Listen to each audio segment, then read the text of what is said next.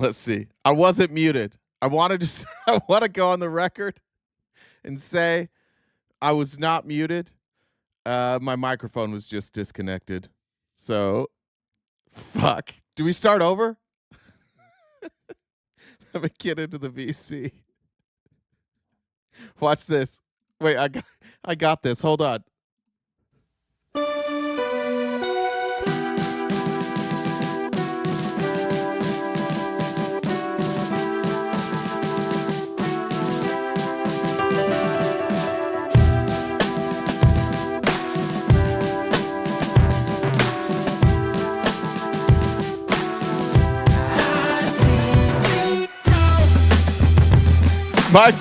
Microphone check. First microphone check of the morning. Not just one like being like every other lefty in the year we gaslight the chat.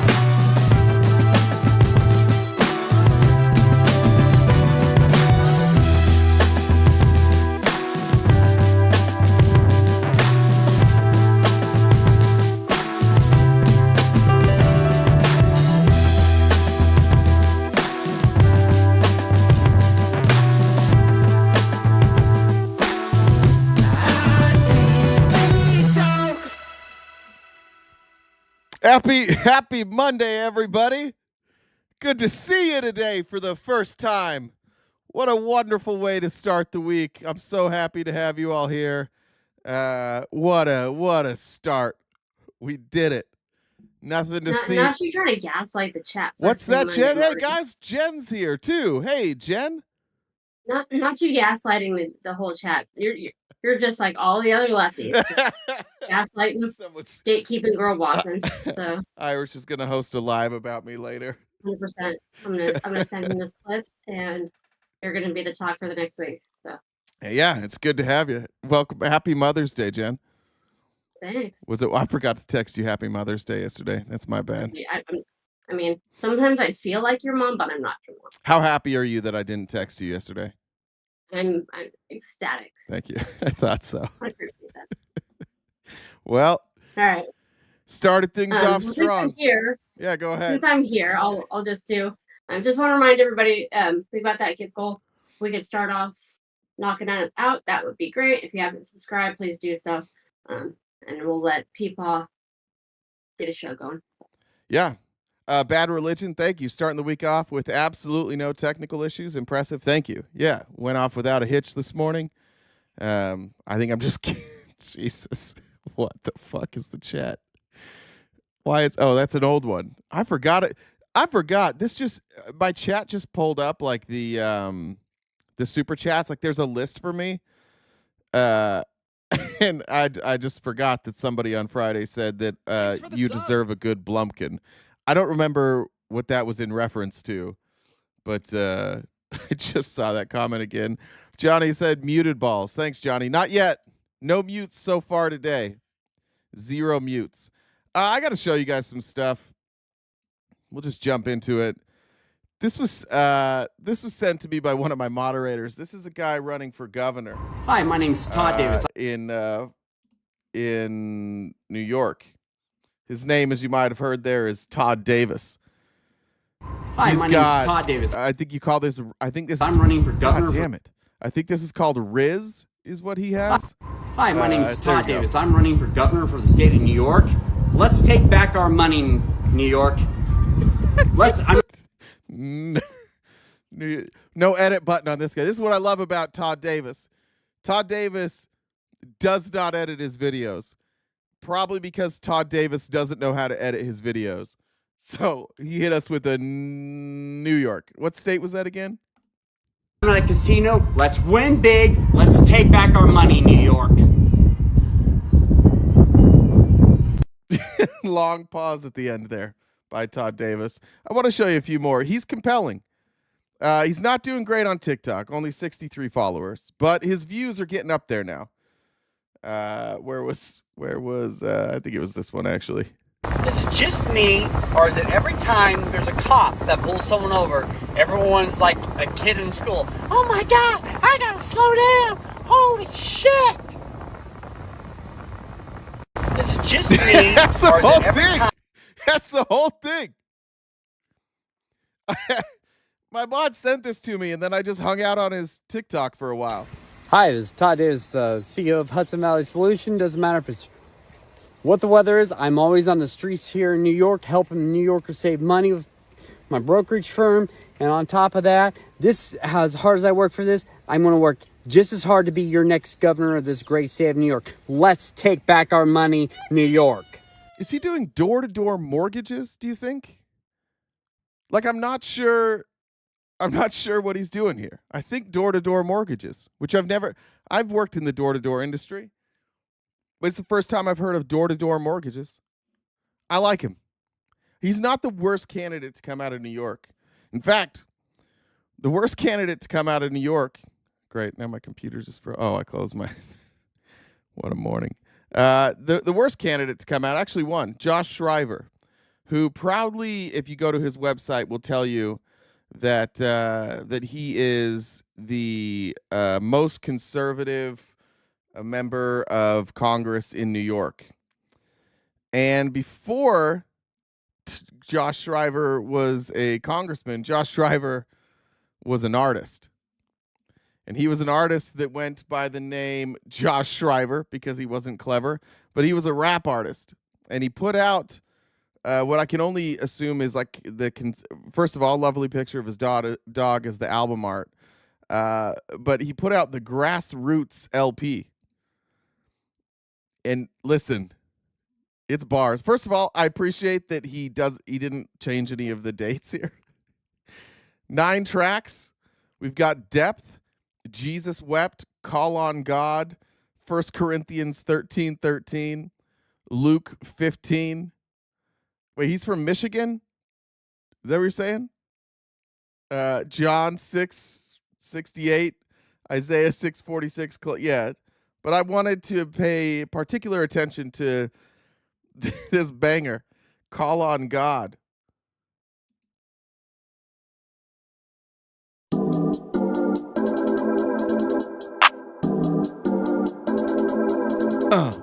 I just took some pre-workout. Yeah. I guess that means that I should lift. Yeah. Faithfulness replaces doubt. Okay. In this life you'll have some dips. Get it, Josh. Get it. I can stop myself from doing what I ought not do.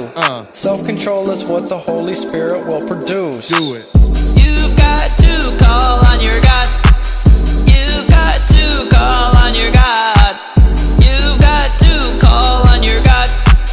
You've got to call on your God. I'm not talking crazy. Cracker of the day like AV. Jesus came to save me. Shout out to the AP. Get your credits done before you turn 18. Go to Ivy League. It's okay to read. How good is that shit? How good is that? Honestly, the more you listen to it, the better it gets. Put this man in the White House. This is my ghost rat. Put him in the White House right now. We want to keep going? We can keep going. I might just have to go ahead and let it rip. What did you come to do? What did you come to do? Aw, shucks. You didn't have to bring any food. I've come to let it rip. If you're going to say, I've come, maybe don't leave like a 13-second pause after you just out of nowhere say, I've come. Maybe that's not a good idea. We're in a predicament. We've all sinned. How can we make amends? Jesus died, then he rose again. It's not a lie. It's good news, my friend. The good news is the gospel, and the gospel is Jesus Christ. He came and he died and he rose again. That part sounds like every Phil Bro on TikTok. Like that monotone, no emotion, like trying to be calm. Jesus Christ died for our sins, and so that's he came here to die for us so that we don't ever have to die again. I mean, it's just common sense if you just look at it. Dropped his incel voice there. Anyways, you can find the Grassroots LP at untitled.stream/library/8NRUJPZGTVT1MCLU7VKVG. It's easily accessible at that website, and that'll also be easily accessible in our Discord, where Jen drops or one of the moderators will drop all the links. So Amy says, I'm in Queen Creek, love the ads for the governor races here. Lady endorsed by Trump. Ooh. Yeah, I don't know. I think we talked about this, but Andy Biggs is running for governor, and I don't remember the other lady running for governor, and she got Trump's endorsement, and then Andy Biggs put his name in, and Trump's like, I endorse them both. They both get to have my endorsement, so we got a double endorsement here in Arizona. Bad choices for the Republicans. You don't you need to put up somebody stronger. All right, there was a brief war that was briefly paused and now is briefly happening again in India. And if we're being real honest, I don't know a great deal about the conflict between India and Pakistan. And I was going to research more of it this weekend, and I didn't. But I do want to just like gauge, like, do you think this is why they had a ceasefire? They had a brief pause for a ceasefire, and Trump tells them it's because of this. You just tell me if you think this is correct. And we helped a lot. And we helped also with trade. I said, come on, we're going to do a lot of trade with you guys. Let's stop it. Let's stop it. If you stop it, we're doing trade. If you don't stop it, we're not going to do any trade. People have never really used trade the way I used it. That I can tell you. And I agree. all of a sudden they said, I think we're going to stop. And they have. And they did it for a lot of reasons, but trade is a big one. We're going to do a lot of trade with Pakistan. We're going to do a lot of trade with India. We're negotiating with India right now. We're going to be soon negotiating with Pakistan. And we stopped the nuclear conflict. I think it could have been a bad nuclear war. Millions of people. And I said, guys, you were going to have a war, but I said, come on, guys. What about trade? And they were like, fuck, we didn't think about trade. You got it. You got it, Donald. We're going to end this war now. None of us even thought about trade before we started this war. I'm glad you brought that up. You said it's called trade? It's called trade. Amanda said, for Jay's white boy dance moves. Hey, I was getting it. Look, everybody dancing to that song is doing white moves. I don't think there's another option. I cannot turn the video up on that one. Sorry. The audio was a little low on that. We had a couple historic trade deals this weekend. And by historic, I mean historic in that the stupidity of this administration's trade policies are coming to an end. And this trade war, which hurt people and crashed the stock market and cost the United States hundreds of billions of dollars for no fucking reason, is almost done. But the good news is we're not going to get anything about it either, or out of it either. So here's Trump talking about meat, which is another thing he's an expert in.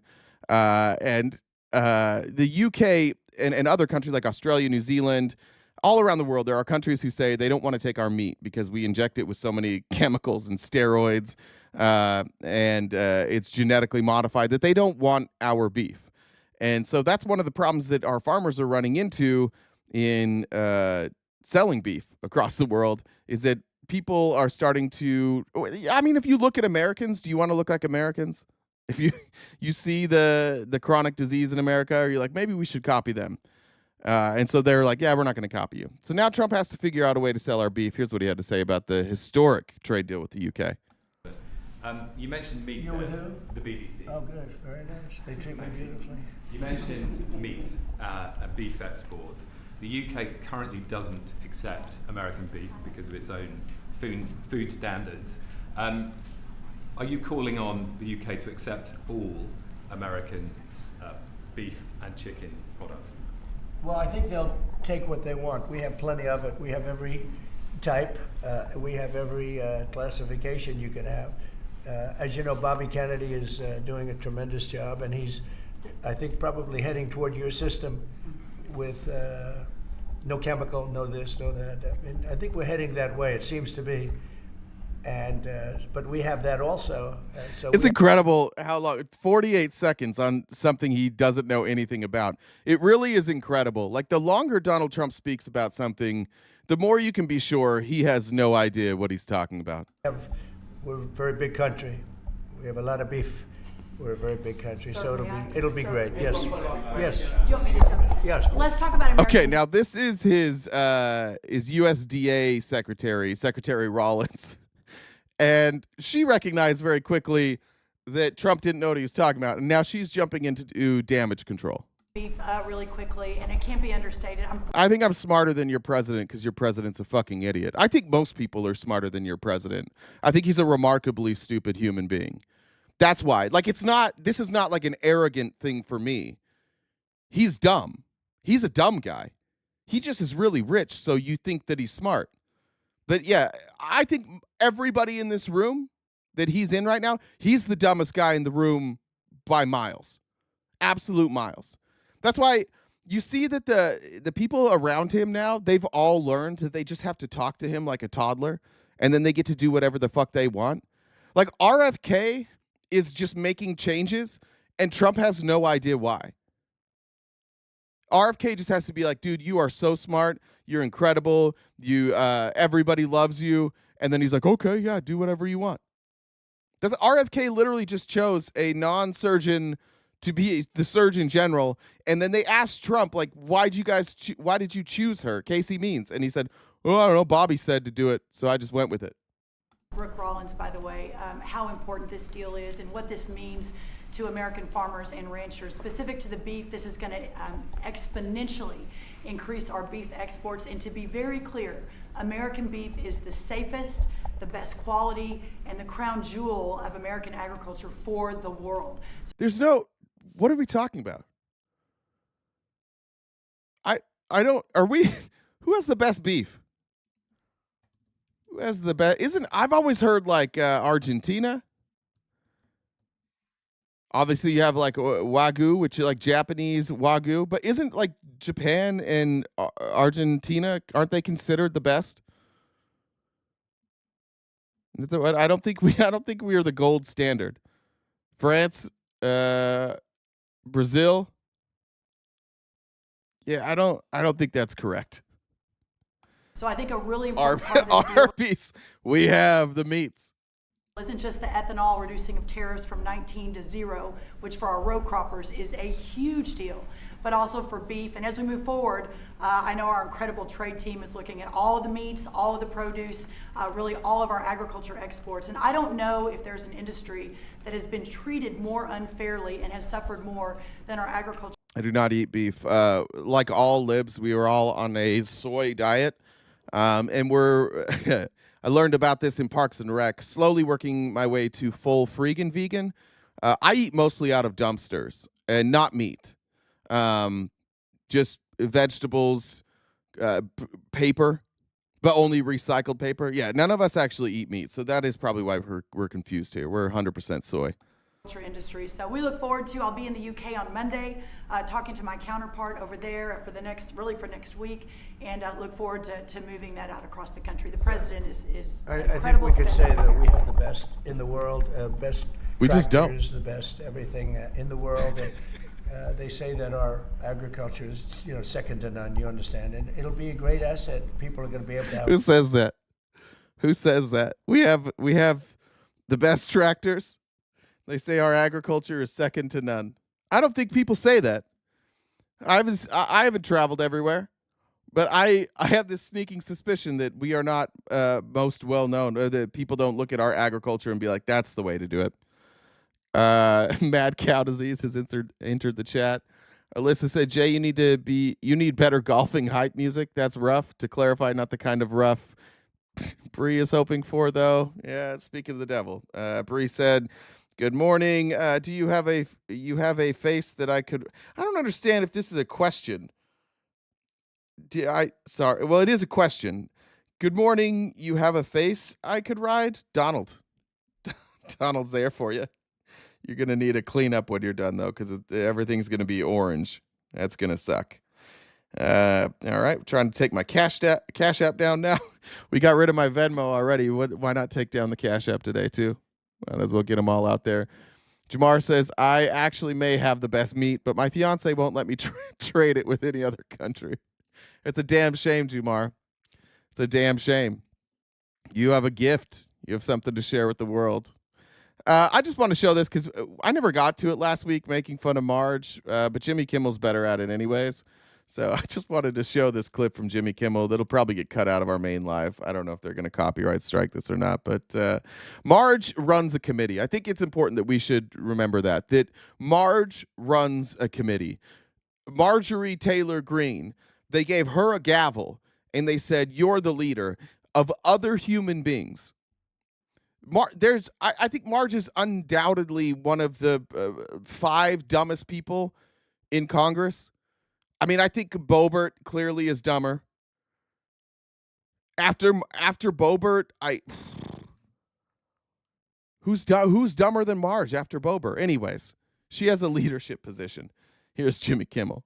At this point, I'm pretty sure even Pete Hegseth is wondering how he still has a job. And the saddest part of it is that it takes focus away from the magnificent display of dumbassery being put on by Marjorie Taylor Greene right now. She is at the top of her game. Clan Mom is now chairwoman of the DOJ subcommittee, which is supposed to cut costs. They had an important hearing titled Keeping Men Out of Women's Sports. That would be a big money saver. They had a meeting yesterday in which she used a clearly doctored photo that makes it seem like this guy who's in charge of U.S. fencing was giving the middle finger when, in fact, he was holding up 2 fingers.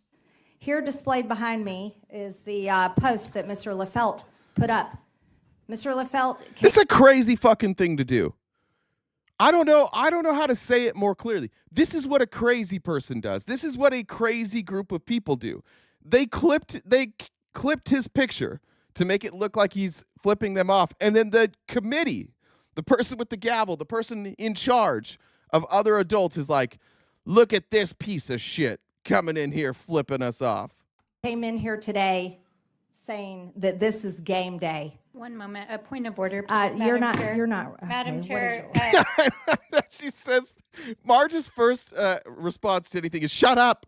I'm just talking. She's so annoyed when people do the exact shit that Marge has been doing forever, by the way. This is all Marge does is interrupt committee meetings. And now she's the chairwoman, and she's really upset about this. I have a point of order. The document that you have up behind you is a misrepresentation of the actual post. It appears that you're trying to misrepresent a witness here who you use subpoena powers against. This is not, Miss Stansbury. Miss Stansbury, this is not a point of order. The actual picture. Miss Stansbury, you're not recognized. Miss Stansbury, you're not recognized. Miss Stansbury. One of those these days, that gavel's going to hit her in the head, and she'll be smarter for it. She will be better off.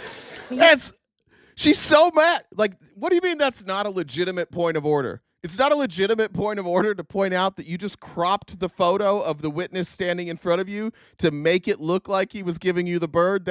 If that's not a legitimate point of order, I don't know what a legitimate point of order is.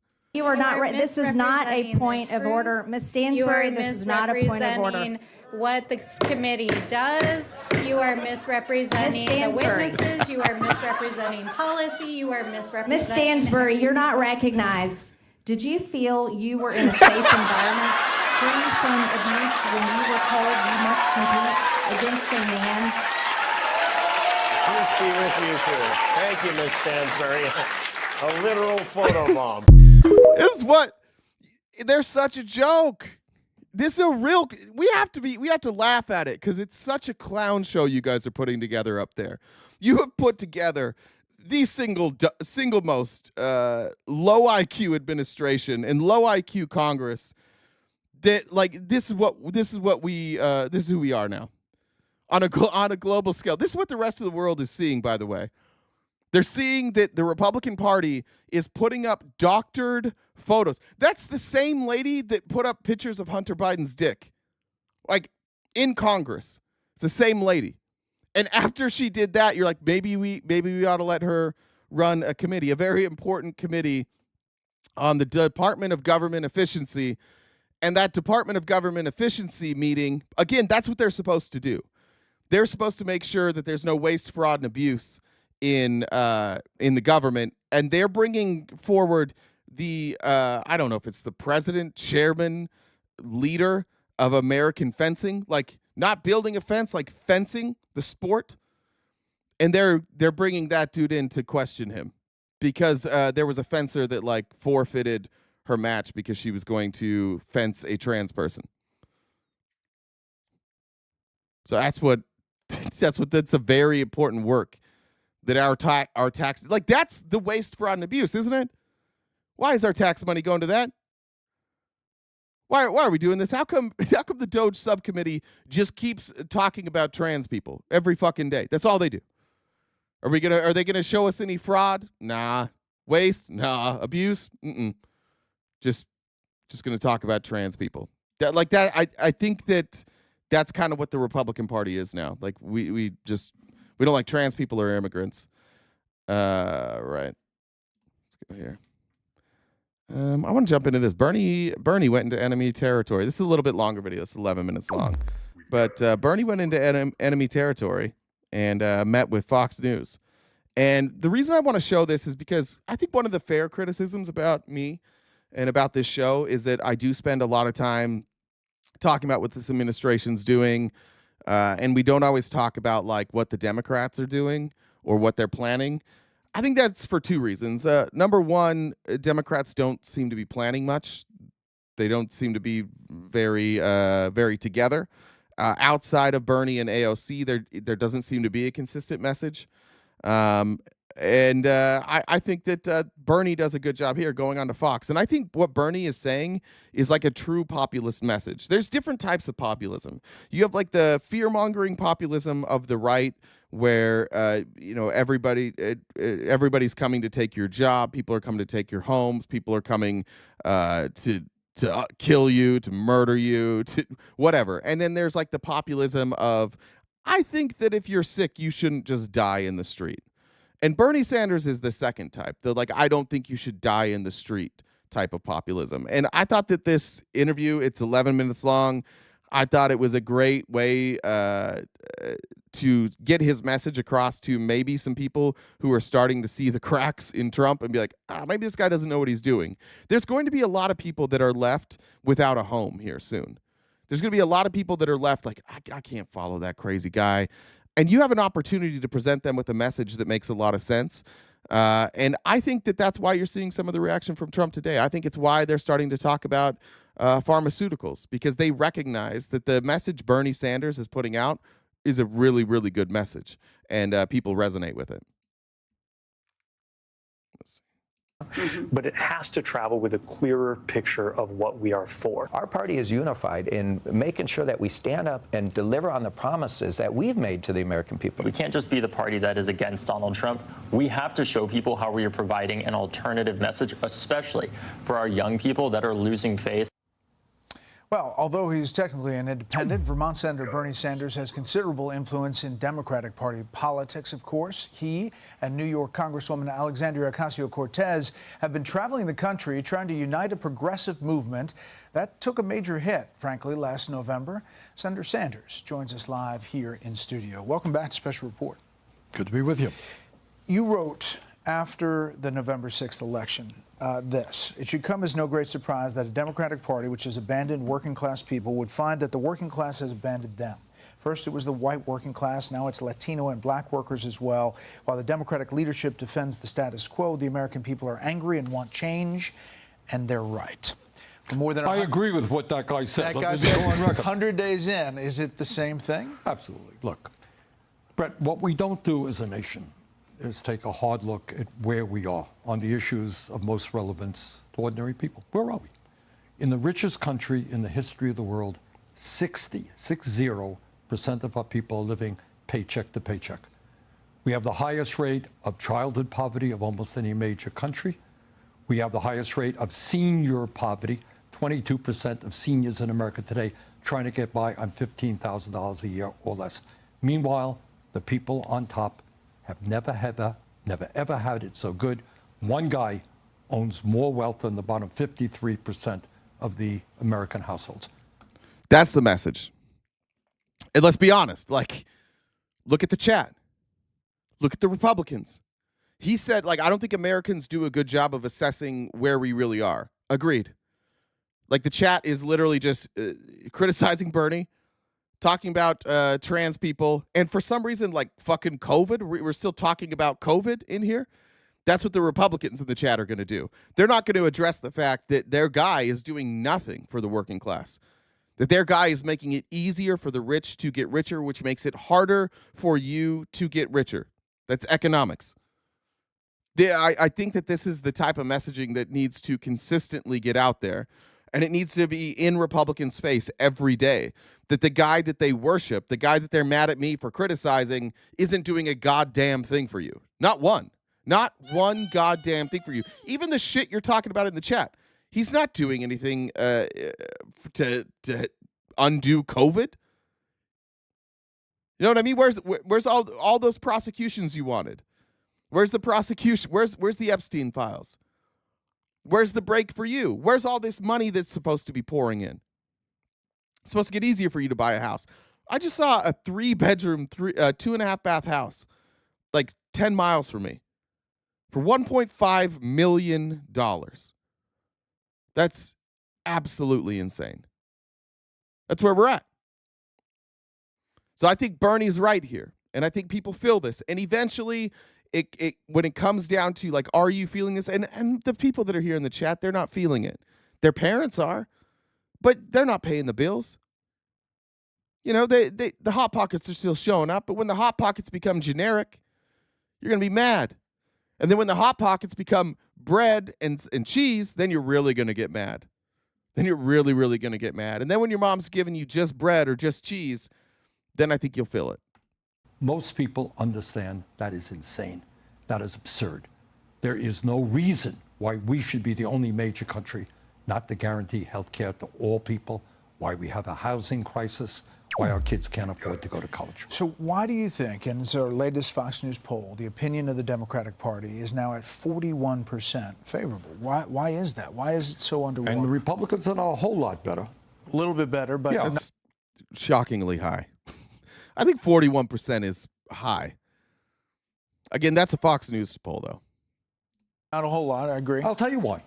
People understand that the political system in this country is largely corrupt. Both parties. Why is that? You know the answer. The answer is that you have billionaires in both political parties determine what legislation gets to the floor and who is the candidate. Right now, let me give you both examples. You're in the Republican Party, and you say, you know what? I don't like this Trump idea of giving massive tax breaks to the rich and cutting Medicaid and education. You get up and say that. What happens to you? The next day, Elon Musk says, I got unlimited amounts of money. We're going to run a candidate in a primary against you. Democratic Party side, what happens if somebody says, you know what? Maybe it's not a good idea to fund Netanyahu's war machine, which is creating starvation for children in Gaza. I'm going to vote against that. Next day, AIPAC is going to be running against you. We have a corrupt campaign finance system, billionaires. Shout out Bernie for fucking... I mean, Bernie's been...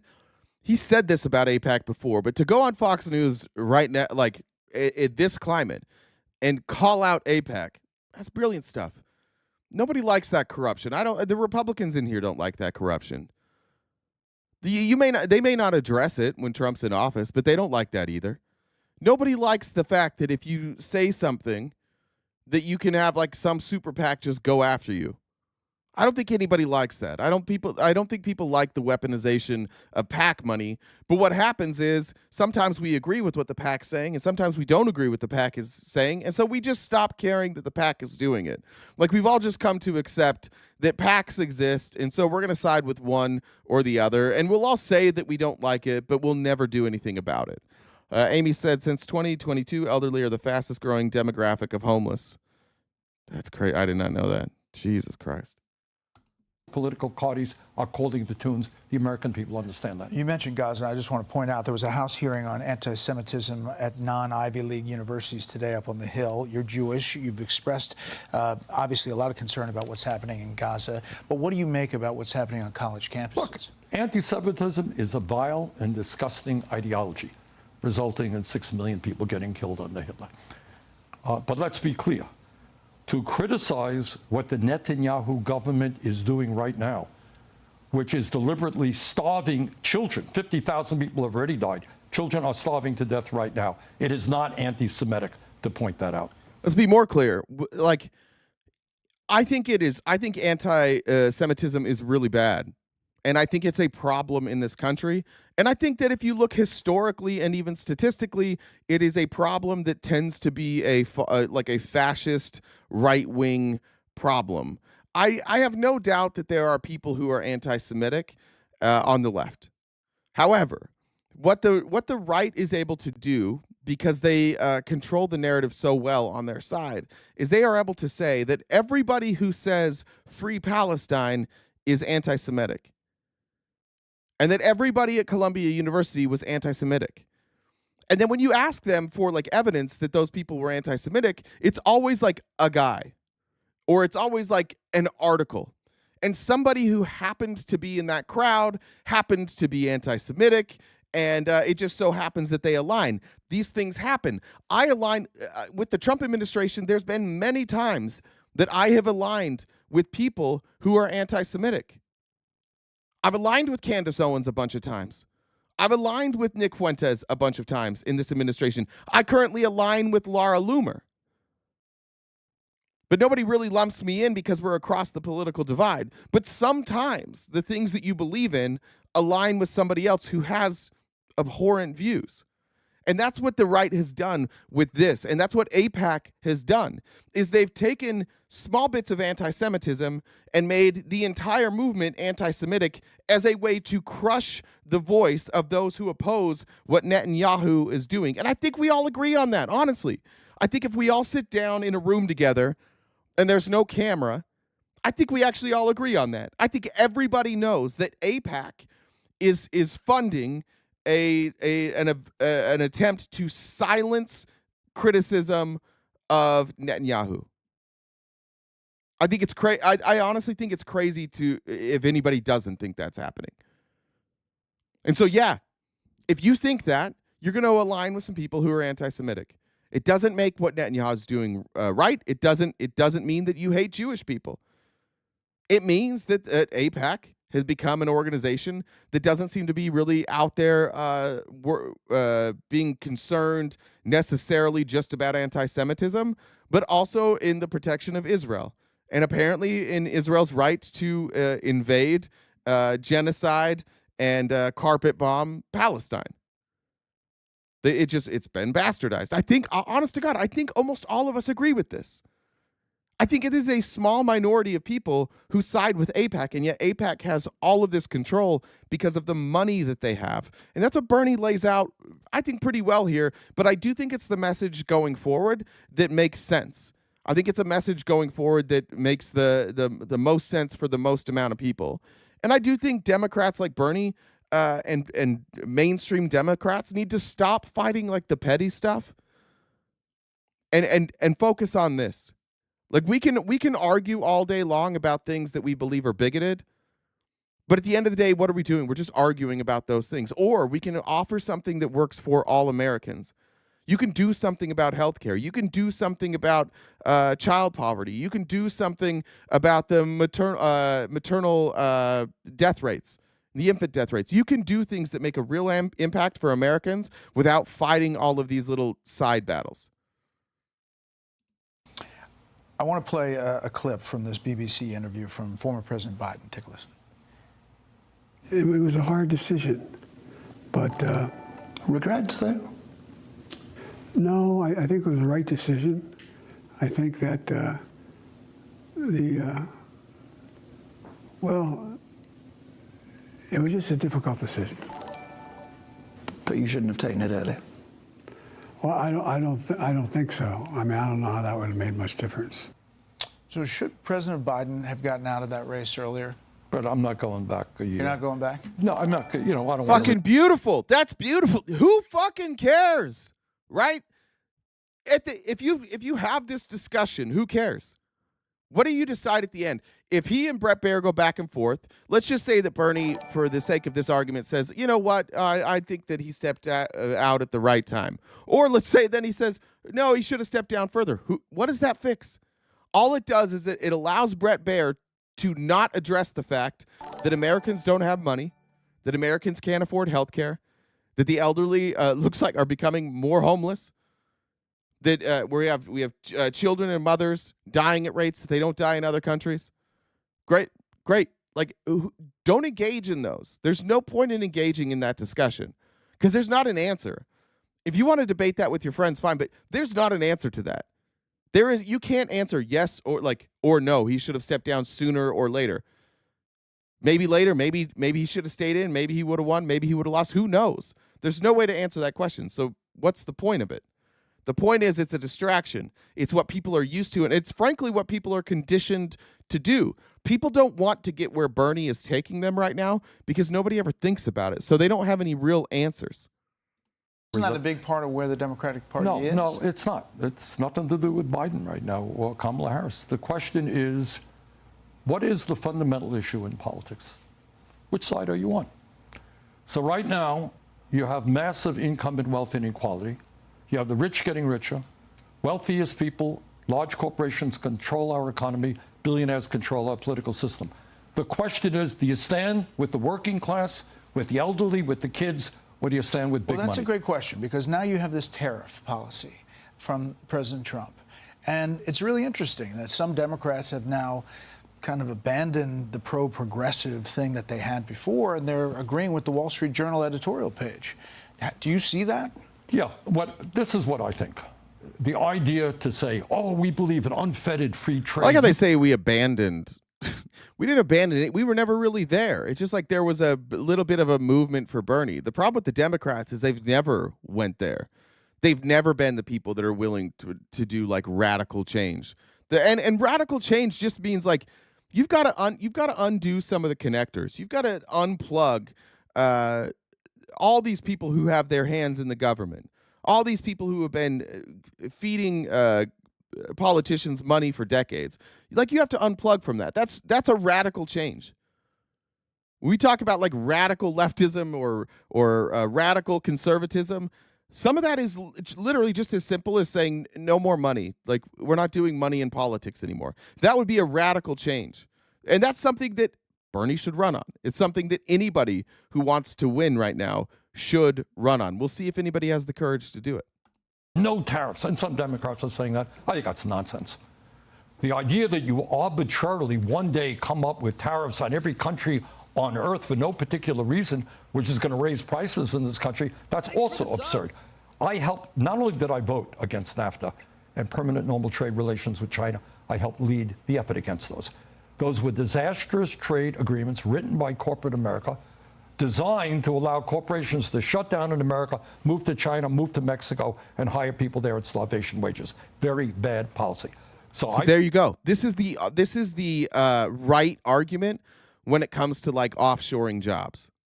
The wrong argument, the one that doesn't make sense, but it works for Republicans, is being like socialist, communist, liberal, whatever, offshored our jobs. The right answer is like we offshored jobs to save money. And that hurt American consumers because we were more worried about profit. That's the right answer. The reason Silicon Valley went to Silicon, where do they make the chips now? Is it Singapore? I think it's like Singapore, right? The reason that was offloaded is profit. It was going to be more profitable if you offload those jobs. All this stuff that Trump's trying to get back with the tariff war, which isn't working, obviously. All this stuff he's trying to bring back could be solved if we had a tax policy in place where it made sense for the owners of these companies to pay their employees more. Getting rid of like these venture capitalists, this venture money, the stock market. All of that stuff has bastardized business to the point that it's profit over everything. And if you're a CEO of a company, and you have to increase your revenues in order for your stock price to go up so you can keep your job, you're going to offshore those jobs. You don't give a fuck if Americans are mad about it. And Americans have shown that they're willing to just like have those jobs offshored. They're just going to deal with it. So why would anybody do anything different? There's no incentive for American companies to stop doing this. There's not even an incentive to bring back those manufacturing jobs. That's what Trump was trying. I honestly believe, I do think Trump thought that this tariff war would bring back American manufacturing. I do think he thought that. It's not. It's not going to. He's caved on basically everything. None of that's coming back. And this should be a lesson learned for everybody.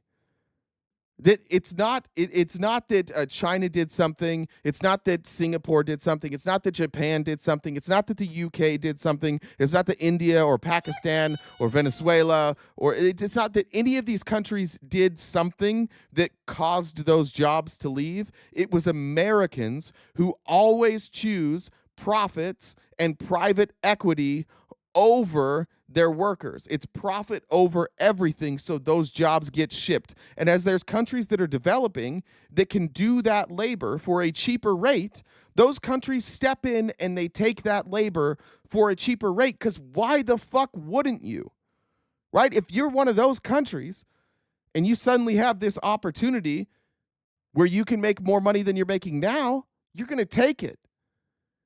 But we do this thing in America because we're so goddamn arrogant that we're always blaming somebody else for our problems.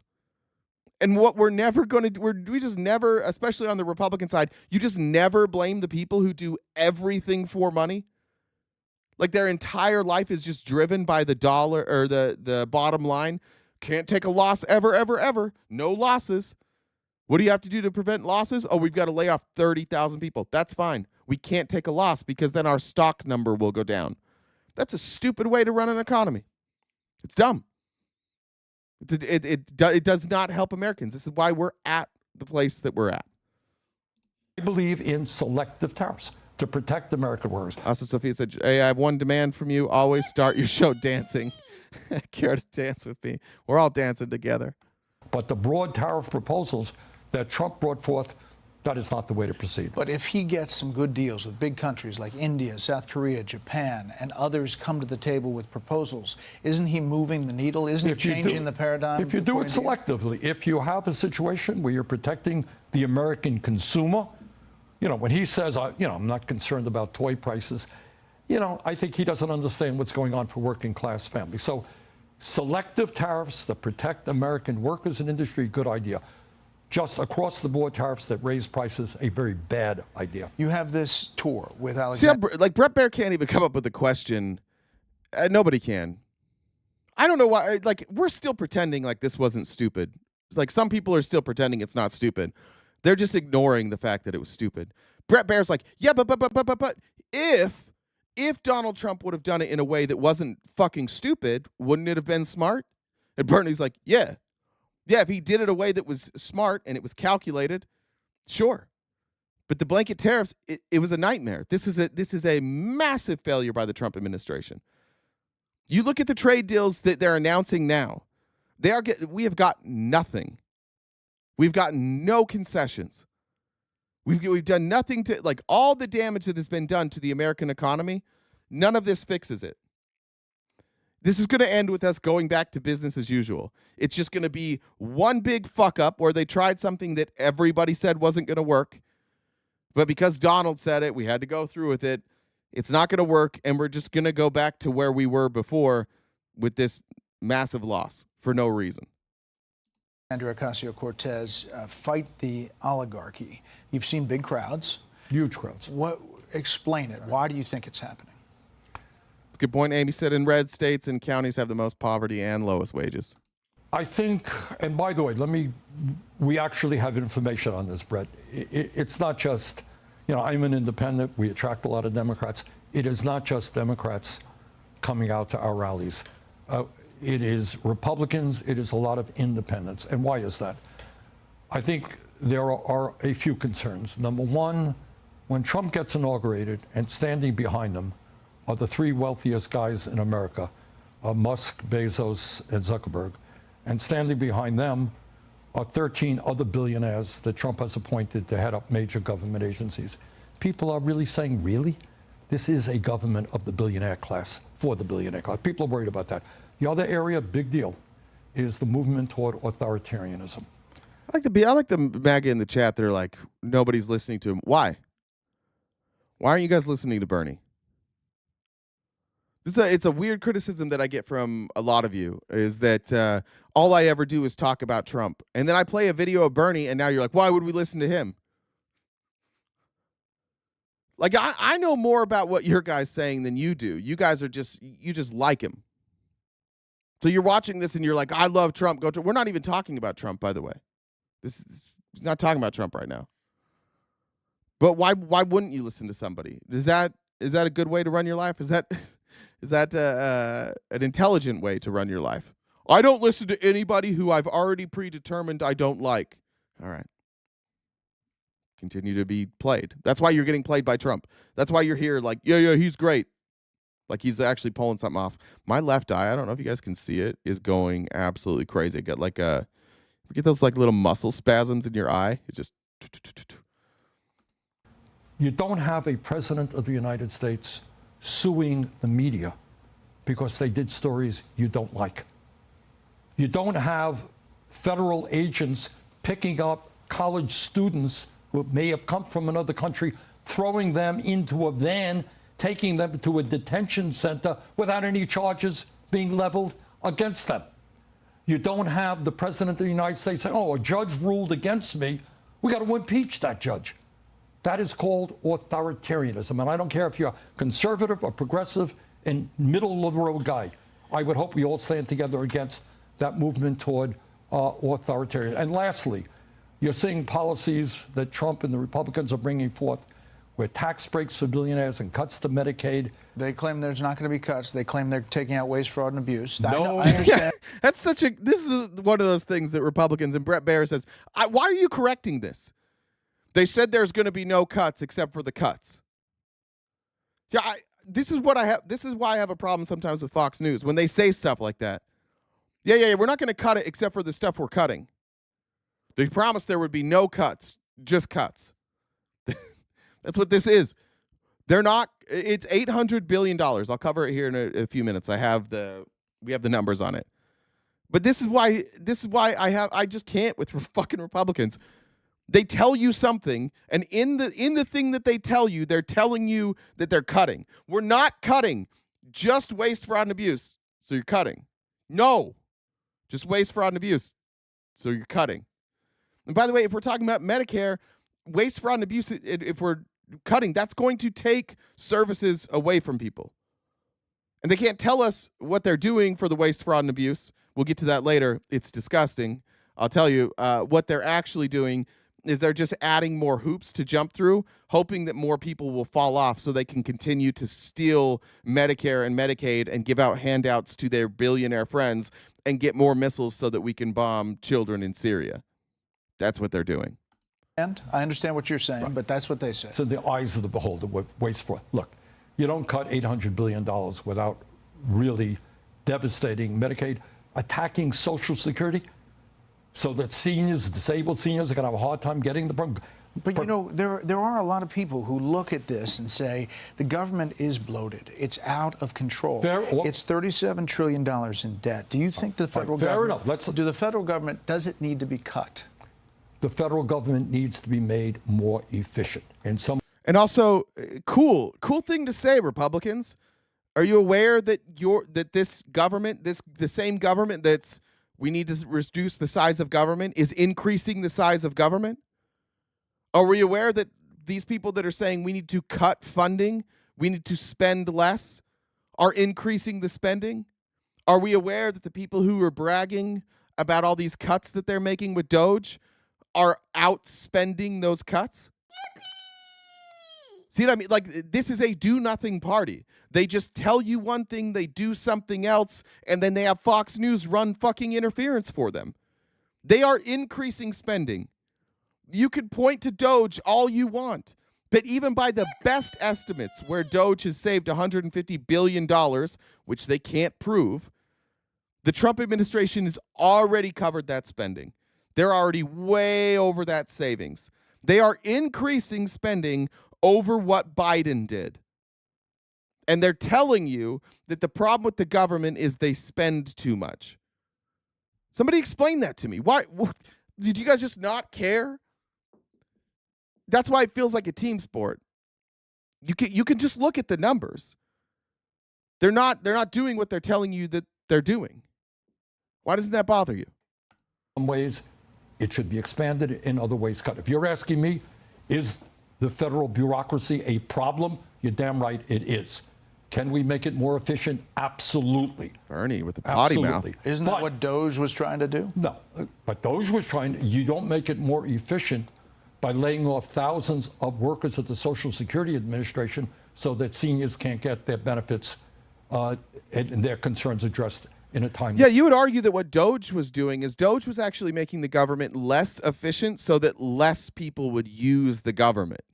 Like Doge's attempts to be more efficient were actually just breaking systems that they don't really care about, systems that they don't really think are important. So they break it to the point that people can't use it and the money can't be spent. Or yeah, money can't be spent. Yeah, I said that right. So it's a different philosophy here.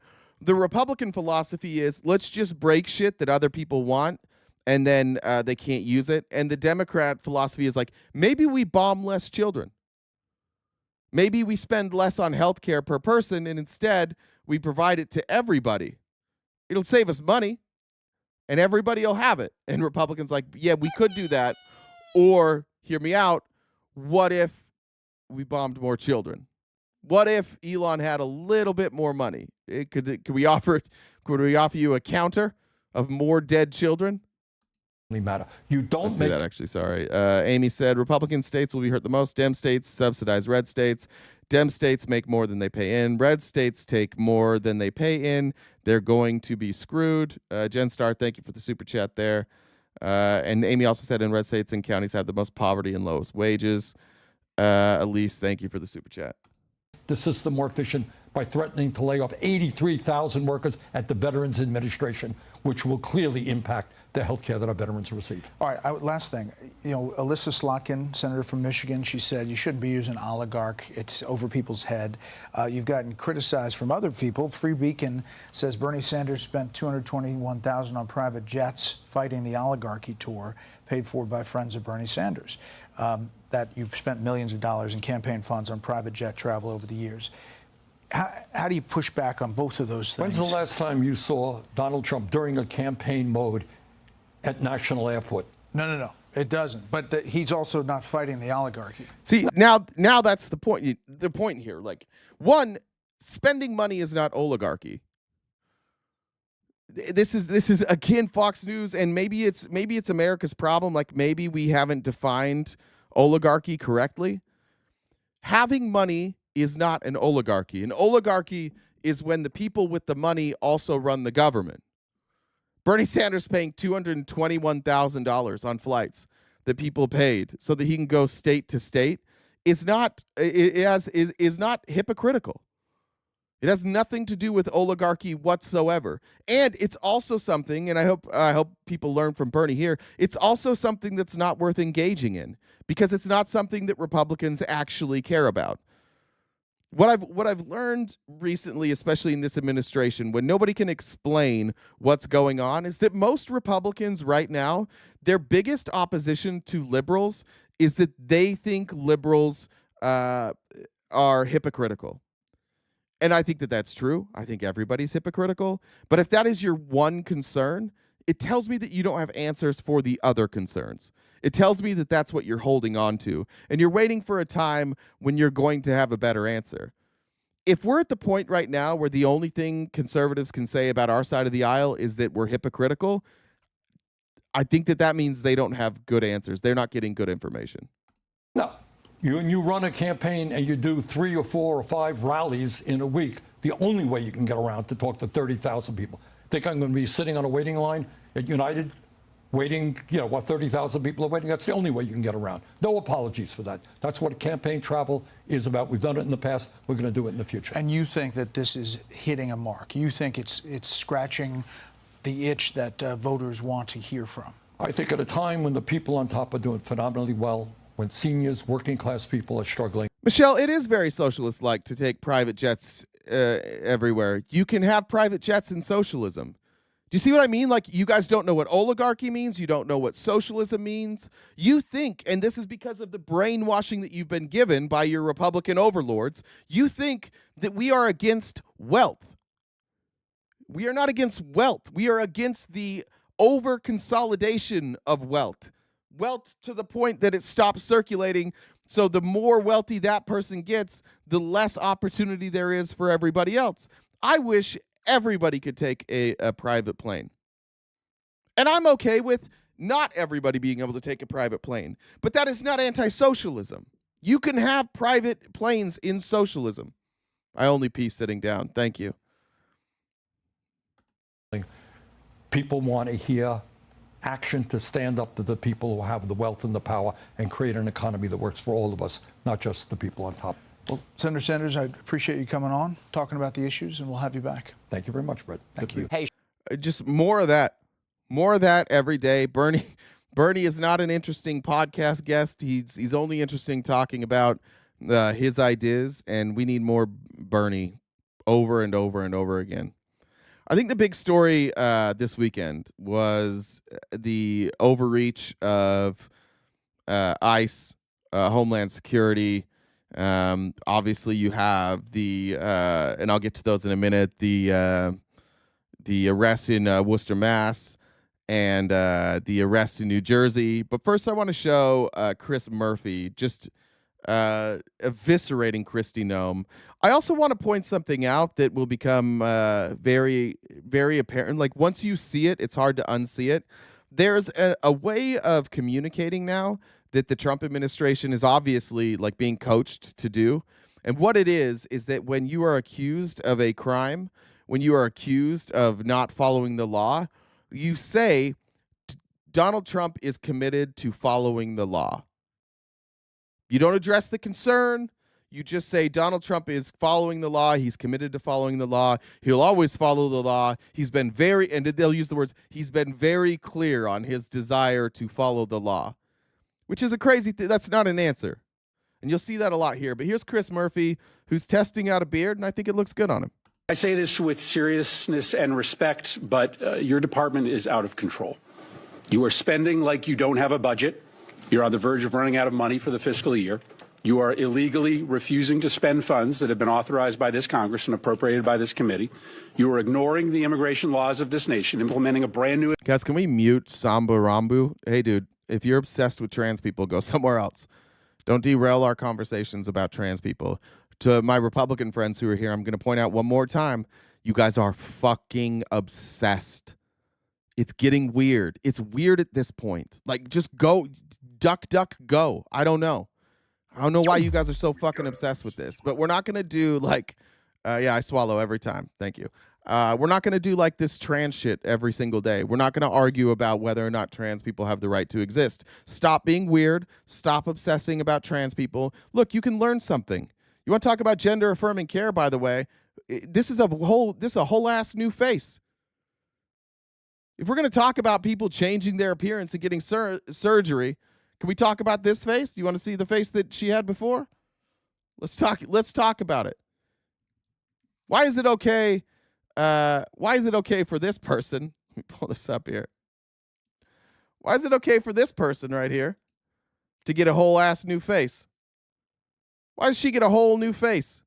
But if a trans person does it, suddenly it's like evil. Just out of curiosity. But you guys are fucking weird. Stop being weird. We're going to watch Kristi Noem not have answers to anything. Immigration system that you have invented that has little relation to the statutes that you are required, that you are commanded to follow, as spelled out in your oath of office. You are routinely violating the rights of immigrants who may not be citizens, but whether you like it or not, they have constitutional and statutory rights when they reside in the United States. Your agency acts as if laws don't matter. It has been pointed out that you can watch other videos of Kristi Noem and you can watch these videos. Blinking is a pretty sure sign that somebody is feeling stressed right now. And I think that clearly Kristi Noem is feeling stressed. It's hard to tell because her Botox face doesn't have emotion anymore. She's not capable of showing any emotion in her face because it is numb and immovable. But clearly feeling stressed right now. As if the election gave you some mandate to violate the Constitution and the laws passed by this Congress. It did not give you that mandate. You act as if your disagreement with the law, or even the public's disagreement with the law, is relevant and gives you the ability to create your own law. It does not give you that ability. Let's start with your spending. You are on track to trigger the Anti-Deficiency Act. That means you are going to spend more money than you have been allocated by Congress. This is a rare occurrence, and it is wildly illegal. I thought you guys were the fiscal responsibility party. She's over her budget. Within 6 months in, she's going to be over her budget. But aren't we cutting waste? Like, remember, we've got a government spending problem. You brought in a moron who can't even budget. You got multiple morons who can't budget. You have Kash Patel leading the FBI, showed up at the place he was supposed to submit his budget, and he didn't have a fucking budget. And they're like, when are you going to get our budget? He's like, oh, no. I'll get it to you sometime. You got Pete Hegseth, who bankrupted 2 charities because he can't manage a budget, going way over on his budget, and now needing hundreds of billions of dollars more. This is the dumbest administration by miles. Amy Lynn said Trump, J.D. Vance, Hegseth, and Elon all have good gender-affirming care. Just a reminder, we are crowdfunded. I'm going to do it real quick, Jen, so you don't have to jump in. We are crowdfunded, so we have Venmo, Cash App, and PayPal, as well as Super Chats. We have a daily goal here. If you want to support in other ways, we do have paid subscriptions on YouTube and Twitch. On Twitch, if you're a paid subscriber, you don't have to watch any commercials. And then, of course, we have merch in the link tree in my bio. Everything else is free. The Discord's free. YouTube's free. Twitch is free. You can watch all that stuff. Goes a long way. If you can't support us in some ways, there's other ways you can do it. Liking, sharing, retweeting, reposting, all that stuff would be greatly appreciated. We'll get back to Senator Murphy. Your agency will be broke by July, over 2 months before the end of the fiscal year. You may not think that Congress has provided enough money to ICE, but the Constitution and the federal law does not allow you to spend more money than you have been given or to invent money.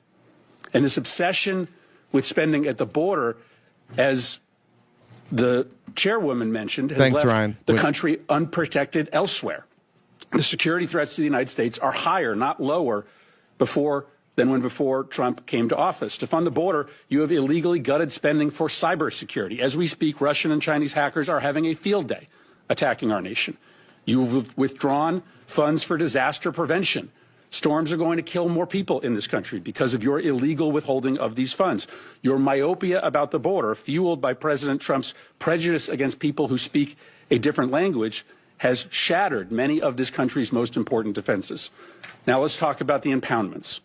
When Congress appropriates funds for a specific purpose, the administration has no discretion as to whether to spend or not spend that money unless you go through a very specific process with this committee. Let me give you 2 of many instances of this illegal impoundment. The first is the Shelter and Services Program. Senator Britt may want to zero that account out, but that account is funded, and it was funded in a bipartisan way. You don't like the program. Your policy is to treat migrants badly. I think that's abhorrent, but it doesn't matter that you don't like the program. You cannot cancel spending in this program, and you cannot use the funds as you have to fund other things, like ICE. You have also canceled citizenship and integration grants, which help lawful permanent residents become citizens, helping them take the citizenship test.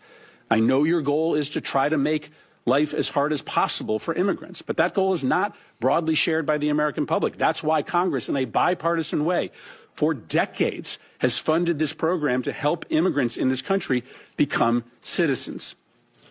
Now let's talk about why encounters at the southern. I legitimately think there's like 2 types of Republicans, and I don't know who Kristi Noem is. I don't know anything about her personally. I have a tendency to believe that Kristi Noem is a get-along Republican. She reminds me of like the really, really good Mormon housewives that I grew up with. The ones that buy into the doctrine, support the doctrine, adhere to the doctrine, And any sort of objection to the doctrine, they dismiss immediately. Kristi Noem appears to be one of those people to me. And then there are people like Stephen Miller who are just racist. And so they want to get rid of immigrants because immigrants bother them. The sight of immigrants bother them. And the people who are running the show seem to clearly be the people who just think immigrants are bothering them. Because there's not a whole lot of rhyme or reason to who they're raiding, why they're raiding, who they're arresting, why they're arresting those people. There doesn't seem to be a very good explanation. They're defunding programs that help immigrants become legal immigrants. I thought you guys liked legal immigration. It just seems to me that the people that Trump has put in office are clearly not the ones pulling the strings. I watched Kristi Noem get questioned. I don't think she has a clue in hell what's going on, if we're being honest. I think she has a very limited understanding of what's happening with her department. Border are down so much. This is clearly going to be your primary talking point today. You will tell us that it represents a success. But the primary reason why encounters are down is because you are brazenly violating the law every hour of every day. You are refusing to allow people showing up at the southern border to apply for asylum. I acknowledge that you don't believe that people should be able to apply for asylum, but you don't get to choose that. The White House doesn't get to choose that. The law requires you to process people who are showing up at the border and who claim asylum. Why? Because our asylum law is a bipartisan commitment, an effort to correct for our nation's unconscionable decision to deny entry to Jews to this country who were being hunted and killed by the Nazis. Our nation, Republicans and Democrats, wrote it into law that we would not repeat that horror ever again, and thus we would allow for people who were fleeing terror and torture to come here, arrive at the border, and make a case for asylum. And that's I don't remember who the guest was that we had last Friday, but this is the argument constantly with Republicans. One, you don't seem to understand the difference. Your party doesn't seem to understand the difference between legal and illegal immigration. Your party consistently points at people who are here under a legal process like asylum, and you call those people illegal immigrants. And the programs that are put in place for asylum seekers to, one, prove that they have a legitimate claim to asylum, which is through the asylum courts, and then two, once that legitimate claim of asylum has been made and has been adjudicated by the immigration courts, then those people often need resources to assimilate, to learn English, to get into school, to find work, to get work documents, perhaps even job training. These are people who can't, that when they are granted asylum, a lot of times they come from places where they don't have the same culture, they don't have the same education, and so we have to have programs put in place. Otherwise, what would we do? Otherwise, we're just going to put people on assistance. We're never going to give them the ability to learn how to work within our system, give them an education, and then we're just paying to have people here. I don't think that's beneficial for anybody. And this is the problem that I have with people like Kristi Noem, is they don't seem to understand how any of this works or why it was put into place. We are either a nation that accepts immigration or we are not. And if we are, if you guys are a party who still accepts immigration, then we have to follow the immigration laws. But this administration seems to say we don't want to follow any of those laws, and we're just not going to. And Republicans in Congress are like, yeah, that's fine. We'll just give up our authority to write these laws, and you guys can take it. You guys can just be in charge. Just let Trump do it. He'll just do everything for us. Adjudication hasn't been absent for 4 years, Toker. This is, again, something that you don't understand. We have immigration judges. They are overridden. Their cases, in some cases, are pushed 3 to 4 years out. And we tried to pass a bill. Republicans and Democrats came together and tried to pass a bill to change our asylum laws. We can't fix any of this until the asylum laws are changed. But nobody in Congress will change the asylum laws because Republicans won't do anything. They're just sitting there doing nothing. And the reason is because Republicans would have to go into and admit that what Donald Trump did is doing is not constitutional. They would have to admit that what Donald Trump is doing is saying, I just want to get rid of the people that I want to get rid of. This isn't really about legal immigration or asylum at all. This is just about me getting rid of the people that I want to get rid of. That's why Congress is sitting on their hands right now, because they want to get rid of certain people. And Congress is like, yeah, that's fine. We'll just get out of the way. Finally, let's talk about these disappearances. In an autocratic society, people who the regime does not like are people who are protesting the regime. They are just often picked up off the street, spirited away, sometimes to open-ended detention. Maybe ICE will go bankrupt and go away. If wishes were fishes. Sometimes they're never seen again. What you are doing, both the individuals who have legal rights to stay here, like Kilmar Abrego Garcia, or students who are just protesting Trump's policies, is immoral. And to follow the theme, it is illegal. You have no right to deport a student visa holder with no due process simply because they have spoken in a way that offends the president. You can't remove migrants who a court has given humanitarian protection from. Let's just say that. Let's just say that you're right about that. Where was that? It was never about asylum. Democrats have been instructing people on how to abuse asylum laws. Let's just say you're right. Wouldn't you want to fix the fucking laws? Wouldn't that be a solution? Do you see your fucking problem here? Even the very thing that you're claiming would be fixed if you guys would write new laws, but it's always Republicans refusing to write new laws. See the problem there? So even if you were right that Democrats have, like, we've been just flooding the country with illegal immigration, you could stop that by writing new asylum laws, and you could do it now where you have the House and the Senate and the executive branch. But are you doing it? Nope, sure as shit aren't, because that's not what this is about. You're just making shit up. You're literally arguing from a point that nobody on your side has made, by the way. But if that was the case, you could just fix it with new legislation. So why aren't you guys writing new legislation? Removal. Now, reports suggest that you are planning to remove immigrants with no due process and send them to prisons in Libya. Libya is in the middle of a civil war. It is subject to a level 4 travel advisory, meaning we tell American citizens never to travel to Libya. We don't have an embassy there because it is not safe for our diplomats. Sending migrants with pending asylum claims into a war zone just because it's cruel is so deeply disturbing. Listen, I understand that my Republican colleagues on this committee don't view the policy the way that I do. My Republican colleagues don't share my level of concern for the way that this administration treats immigrants. That's fine. But what I don't understand is why we don't have consensus in the Senate and on this committee. I'm with you, Waffle Jackson. I don't think I've seen people cry so hard to protect kid touchers, traffickers, and women beaters. But Diddycrat's gonna Diddy. Yeah, I'm with you, Waffle Jackson. I don't know why you guys defend Trump. I don't know why you defend Matt Gaetz. I don't know why Trump's in all those pictures with Diddy. I don't know. I don't know why you guys are hiding the Epstein files right now. I'm with you. I'm with you, Waffle. I've never seen people so obsessed with defending criminals. You guys are obsessed with it. You guys love your criminals over there on the right. Dreamliner said Christie took protective status away from Afghanistan refugees, but let in 66 white South African refugees, and we paid for their transportation. Yeah, that's right. They're now claiming that the white people in South Africa, those are the ones that are facing the real persecution. When South Africa took the rights away from all black people to own land and gave it to 13% of the people, and now the people are like, you know what, maybe we undo that. They're like, this is not fair. They're persecuting the whites.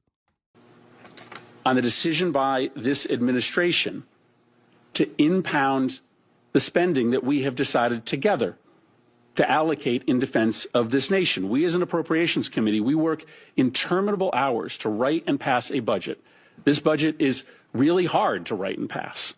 And so we make ourselves irrelevant when we allow the administration to ignore what we have decided. And then when we look the other way, when the administration rounds up immigrants who are here illegally and have committed no offenses worthy of detainment, we also do potential irreversible damage to the Constitution. These should not be partisan concerns, destroying the power of Congress, eroding individuals' constitutional rights. This should matter to both parties. I just thought that was... I'm a big proponent of not letting Kristi Noem speak, using all of your time to speak instead of letting her just drown on and on. This administration is committed to keeping the law, abiding by the law. All right, I want you to meet, this is Martin Diaz. He came to the United States as a toddler, fleeing cartel violence. His family had proof of the danger and hope for safety here. He married a United States citizen, and after years of waiting, their visa case finally moved forward. Days later, ICE showed up at their Spokane home with no warrant, no ID, and no regard for the law. His wife wasn't home, but a roommate filmed everything. When he asked for badge numbers, agents said, "None of your business." Then they assaulted Martin and dragged him away. Now, ICE is charging him with assault, but the video tells the truth. This is what ICE does: lie, escalate, and disappear people. So this is somebody who's doing everything right. This is somebody who is waiting on a hearing that takes a long time. This is somebody who is married. Should have been waiting until like people have like the courts announce a case and then they go and they get that person before a case. I also want to say that there are a lot of people who are making the claim that these ICE agents in their masks are deputized oath keepers, Proud Boys, etc. I can tell you this, the brands of hats that they wear are exclusively white dude hats. And the brands of hats that they wear are very similar to the brands of hats that you see worn regularly by the Proud Boys and Oath Keepers. But here we go. Here's the video.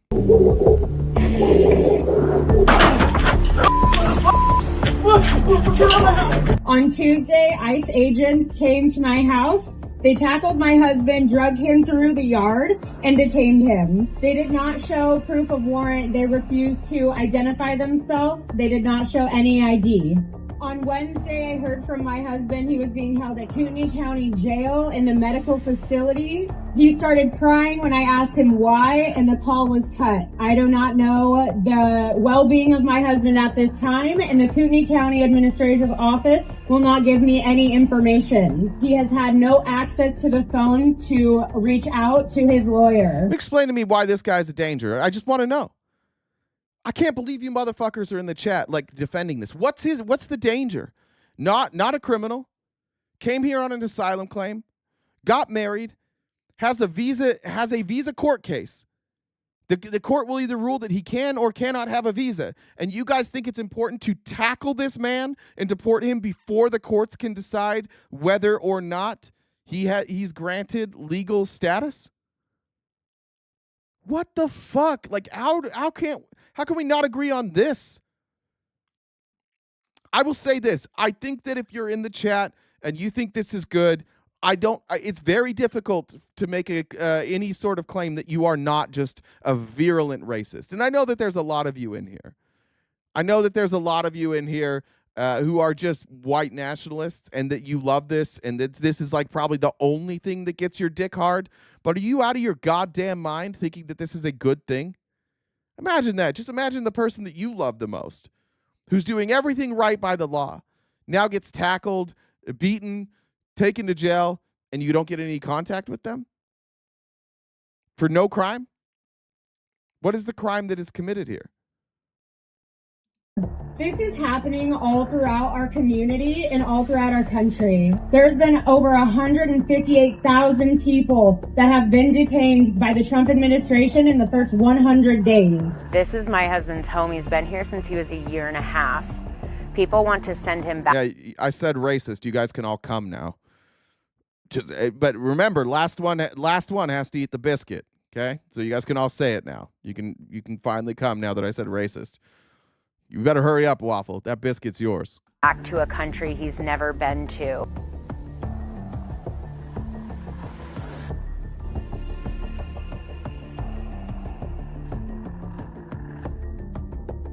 Do you see the assault, by the way? Where's this assault that he committed on them?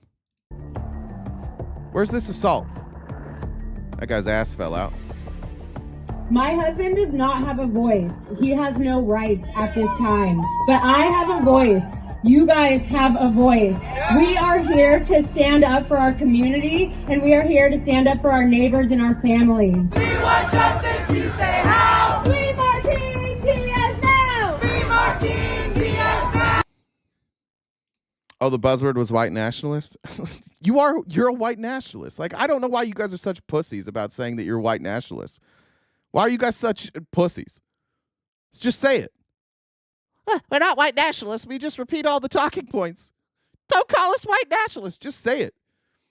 My main problem with white nationalists outside of your views, but like the next one, is that you're all bitches. Like all of you are bitches. You put on masks. You march in formation with your team. We're so cool. You're just all a bunch of bitches. You're all 5'4", angry little bitches. And you blame your height, and you blame feminism for the reason that you can't get a date. But the reality is, it's just you. It's just your personality. That's what it is. People don't like you. The only people that like you are like your other bros on Reddit. We get together in Discord and we say the N-word with the hard R. That's why. That's why you're single. I think all of you are pussies. Honestly, that's my biggest problem with white nationalists. Is that your entire ideology is based on the fact that somebody looking different than you is threatening, and then you all go out together with tiki torches and pretend that you're tough. It's never, you know what you never see? A white nationalist walk up to somebody and be like, I don't like you, let's have a fist fight, and I'm not wearing a mask. And you never do that. It's always like Nick Fuentes pepper spraying a woman. You're like, yeah, get him, Nick. You're the man, Nick. Every time we see anything from white nationalists, like you... Oh, like a U-Haul opens up and you guys are all come out of there like, we're fine. We're tough. I just one of these times I want to see one of you white nationalists like have a little bit of courage. Go say something to somebody's face. By yourself. Don't bring your whole crew of incels. Just like go say something to somebody's face. You're not brave enough to say it. You guys, it's just like a little hype sesh with you and your buddies. You just say things that are horrific together, and then you laugh about it, and that's fine. Like I guess I'm glad you have somebody to be friends with. I guess that's better. But that's my number one problem with you personally, is that you're all just bitches. Dreamlighter said Christie took protective. Oh, I read that one. Okay, read that one already. All right, this is the one in Worcester, Mass, and this drew massive crowds. Now, this isn't for the white nationalists here because you guys don't have empathy, but this is in, again, Worcester, Mass. Ashley Spring, a Worcester resident and candidate for Worcester School Committee, was also arrested by local police. This is the police arrested the teen daughter of a woman ICE had just detained for being hostile. So, obviously, this woman has a teen daughter who is a citizen, so their family is here. And ICE they're like, we got to get rid of this non-criminal mother. And obviously, like, if somebody grabbed my mom, like, if somebody grabbed your mom, you wouldn't fight back? Just for anybody here who isn't just a white nationalist asshole, if you're somebody that's like, you know what, I'm on the right, I'm conservative, I support deportations, I just want you to watch this. And I want you to just put yourself in whatever position you can be in this scenario. If you're a mom, imagine that's your child coming to save you. If you're a child, imagine that's you going to your mom. And imagine that neither you nor your mom are a criminal. The only thing that she did is that through no fault of her own, she wound up here, and then she wound up having you as a child. And now for some reason, these cowards in masks, which I thought you guys were against masks, I swear to God. Like, a mask is a problem if you're trying not to get COVID. But if you're kidnapping people, brown people specifically, it's okay. Just try for a second to put yourself in this position of either the child or the parent. And tell me you wouldn't react the same way. And then tell me, like, is this good? This is a good thing for our government to be doing? This is a good use of our resources?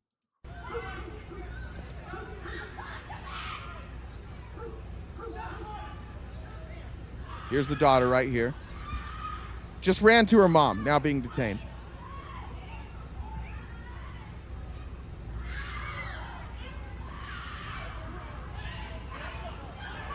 Pushing a young girl, now detained. After the push, now detained.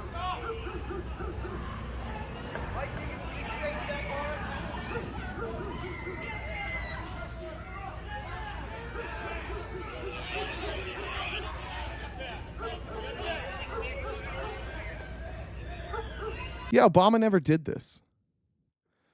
This is the thing. It's like saying, like, our problem is not deportation. Our problem is these ICE raids in the street. It's the violence. It's the fear. Like, this has implications. Like, this everybody left from this event now is going to think about this the rest of their life. This is an insane thing to have happen, and you guys are acting like it's just normal and it should be accepted. If this was your family, you would lose your fucking shit. I would lose my shit. This is not the America that we grew up in. This is not an America to be proud of. We really have to do this? We really have to go and find people in the streets and arrest mothers and arrest their children for freaking the fuck out that their mom is being arrested for what equates to a jaywalking charge? I know that the white nationalists that are here won't have empathy, but I'm hoping there are some of you who are just generic Republicans who have been told over and over that this was really about doing the right thing, that it was about legal immigration, and now you're finding out that it looks an awful lot more like Nazi Germany. There you go. There's your Nazi stuff. Just rounding people up in the streets. Accusing them of the crime of simply just being here. That's what the Jews were accused of, being here. We don't want them here. They're here. That was the crime. That's the same crime here. Just you're here. Trump has spent and deported more and deported less. True. That's the other part. Trump's not even efficient at deporting people. He's really inefficient at deporting people. But he likes the violence. He likes the clips. He likes the fear. Fascism preys on that shit.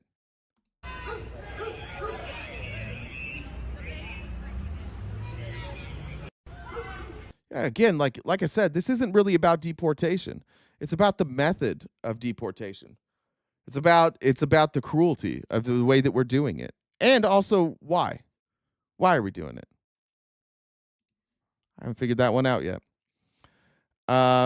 I'm going to skip that one. Here's what they're talking about, though, on people's spending more. So this was the video I was referencing earlier. This is from TikTok user TC Burke J. And they're citing, I believe, it's a Washington Post article. Anyone who tells you that Elon Musk, Doge, or the Trump administration is saving the federal government money is lying, full stop. Because even with the Doge cuts... No, I didn't say deportation from Trump is as bad as genocide of the Holocaust. I said it's the same as the deportation before the Holocaust. Don't let anybody, and this is what they do. This is what white nationalists do. They're not actually outraged by anything. They would like a genocide. Warheads probably wants a genocide. What he wants to do is make it seem like any criticism of deportation is insane. So let's be really fucking clear.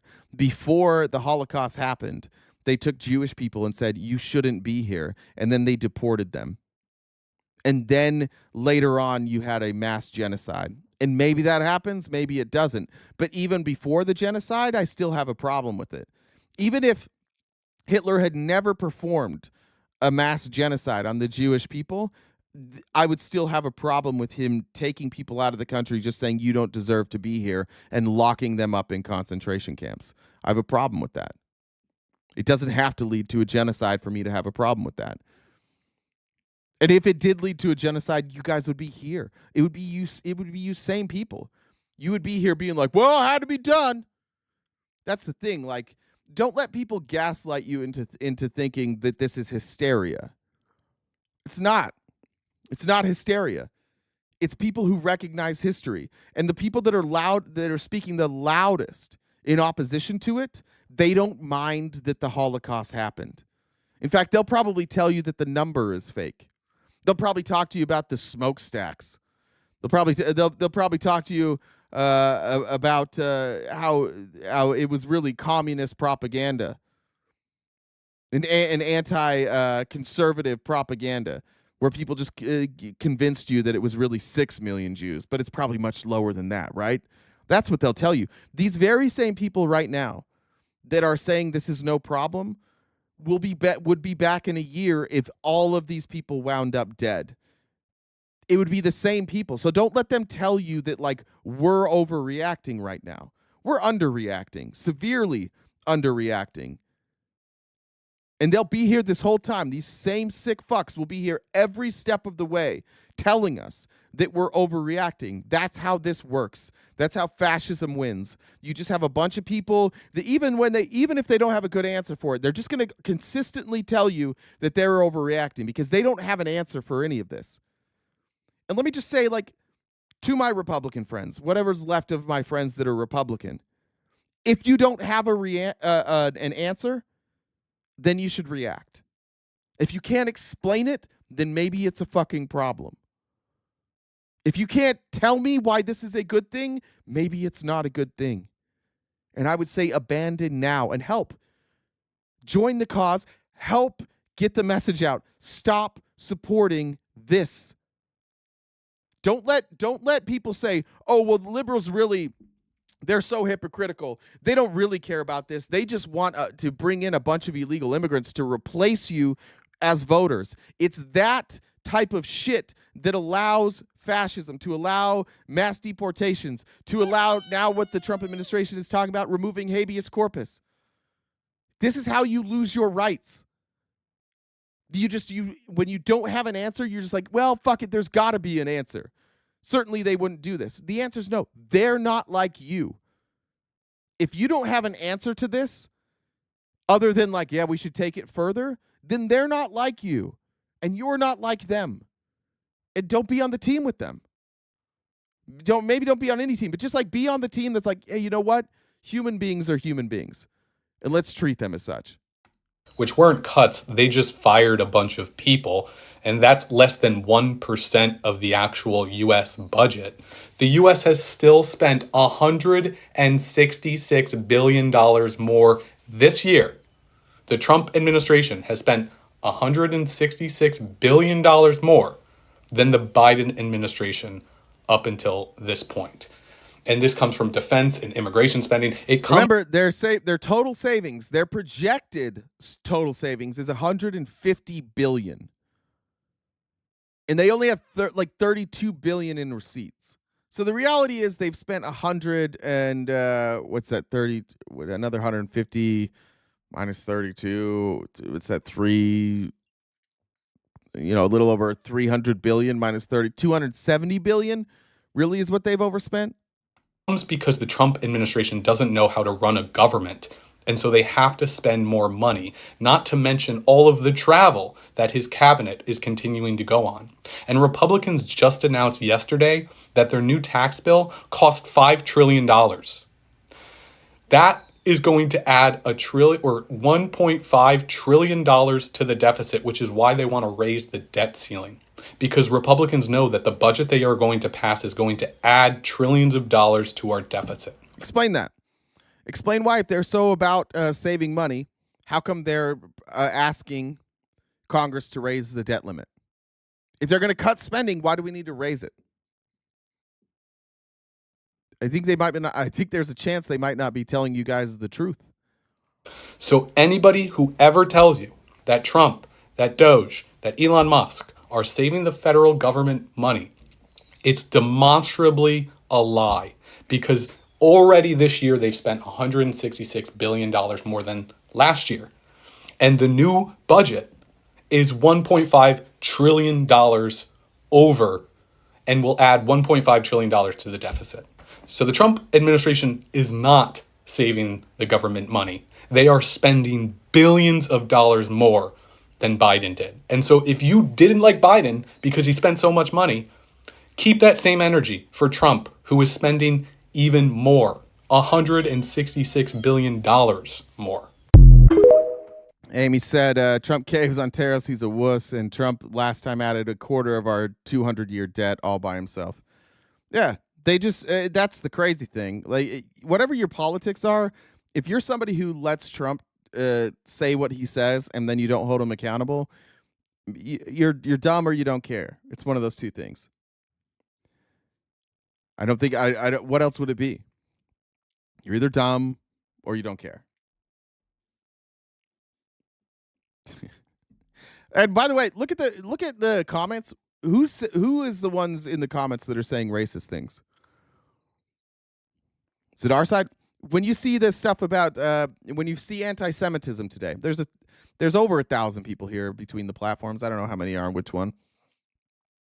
Of all the racist things you've seen today, of all the anti-Semitic things you've seen today, how many of those things have come from the left? How many of those things have come from the right? And if you are watching this and you happen to be on the right, I would just simply ask myself, why is it that all the racists in the chat seem to be lining up with me? How come all the racists in the chat seem to be on my side of the aisle? How come we don't see any of the lefties in the chat talking about Jews?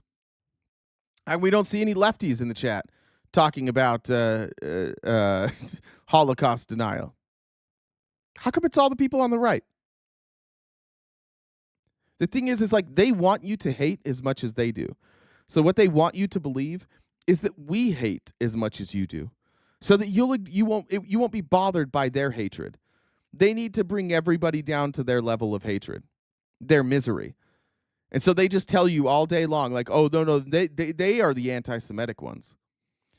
Yeah, they actually are genociding you. They're trying to genocide American whites by bringing in immigrants. The Great Replacement Theory. It's what they're all saying. Because if they can convince you that that's what we want to do, then it won't bother you that that's actually what they want to do. You're just like, well, everybody's racist, so I guess we just live in this world. It's not true. They are. They're racist. And racism is nothing more than like incuriosity, small-minded, dumb shit. If you are bigoted, the chances are like you've just never really had a discussion. You've just never really thought it through. You're lazy. It is so easy to be a bigot. It is so easy to be racist. It is so easy to be misogynistic. It requires no thought. It requires you simply to just like, oh, whatever I think is correct. When you see those things, that type of hatred is, I don't know if it would, I wouldn't say low IQ, but like low emotional IQ. You don't get to those points without being extremely lazy and extremely uncurious. That's what being conservatism is. That's why they align with conservatives. Sorry, I don't mean all conservatives that way. I think conservatism in general is anti-curiosity, anti-intellectualism. And there are conservatives who are curious, and there are conservatives who are intellectuals. And that's why the country keeps progressing left. And that's why historically, like we've made progress. It's slow, but there's at least some people always on the conservative side that are like, okay, this makes sense, and we're going to move. We're going to keep moving. And there's always like these folks that are here in the chat today. These people have always existed, and history always remembers them as racist, bigoted, homophobic, xenophobic, small-minded rednecks. That's how history remembers them every single time. You are the crowd in what's that movie called? Remember the Titans. You're the one that at the end of the movie still like you don't celebrate the state championship. That's you're that person at the end that's just like, oh well, most everybody moved on and figured this shit out, but not you. That person was too incurious. That person was too small-minded. You're so consumed by hate, and your life revolves around so much hate that legitimately, if you stopped being racist, your life would completely change. You don't know what to do with yourself. I think a lot of your entire life revolves around you wake up every day, you hate minorities, you hate LGBTQ people, and you hate us. And that's what you unite around is just hatred. And every time you have a real problem in your life, you just blame it on everybody but yourself. But the reality is, like, you're unhappy because you're unhappy. You're racist because you hold on to shit like that. You're not confident enough to walk your path. You're not confident enough to not let somebody's race or what they say like affect your day. It just is what you are. You are hate. Like it's ironically, it's like that's your choice. You could walk through this life and you can do your best to reject hatred. And I don't think that's just on one side of the aisle, but like that's who you guys are, you white nationalists. You've just let hate consume you. And now it's your friend group. It's because you alienate everybody else out of your life. Even people who aren't political, they don't want to be around you anymore. They're like, good Lord, you're annoying. And so you wind up with a small group of other racists, and now that's your entire support system. And so you can't go anywhere. You can't be like, you know what, maybe we took it a little too far. Because now you've alienated everybody else, and now you're stuck here. And I just want you to know that we're not gonna block you from the chat. You get to be here every day, but there's now close to 1,100 people here, and everybody knows exactly who the fuck you are. Everybody knows why you are the way that you are. It's not scientific. It's that you've run everybody else off, and you're too cowardly to start over and admit your mistakes. So you're just going to be here with your Discord friends, and most of you will die miserable. Hopefully some of you figure it the fuck out, but most of you will just die miserable, racist, bigoted assholes. And that's how you'll be remembered. And now Jen is here. Hey, Jen. How's it going? Really good. Good timing. Awesome. So we have someone who's probably want to come on and chat with you here in a second. Okay. But before we do that, I'm sending him the link also. If you guys haven't seen in the chat, if you guys want to do something like this, if you want to talk to RTP, how you do that is you look at the Venmo. That's my Discord username. What you do is you send me a DM on Discord, and I can bring you up to talk to Jay in real time. But before that, before the conversation happens, if you look in the top left-hand corner, you'll see that's our remaining balance for our gift goal. Venmo, Cash App, PayPal, Super Chats all go towards knocking out the rest of that goal. This is our job as much as you guys disagree. And we're crowdfunded, and that's how we can keep the lights on. If you haven't already subscribed to us on Twitch, please do so. You can use your Amazon Prime sub. And then please subscribe to us on YouTube. We've got 4 different memberships over there. And then check out our link tree. We're on most social media platforms, and we got different merch. So before this conversation happens, if you guys could help knock out the goal, we've got about an hour and 40 minutes left of the show. We do this each day, Monday through Friday, from 9:30 to 1 Pacific Standard Time. So I think I've got on everything for that. When I bailed a friend out of jail, he had a giant lizard clinging to his leg. Apparently, the court ordered him to wear an ankle monitor.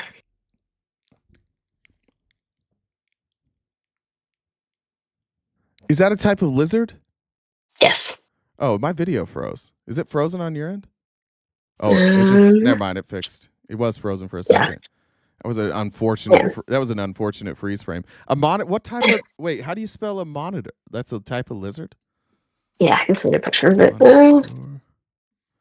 Are you thinking they're big? Minotaur? I know what a minotaur is.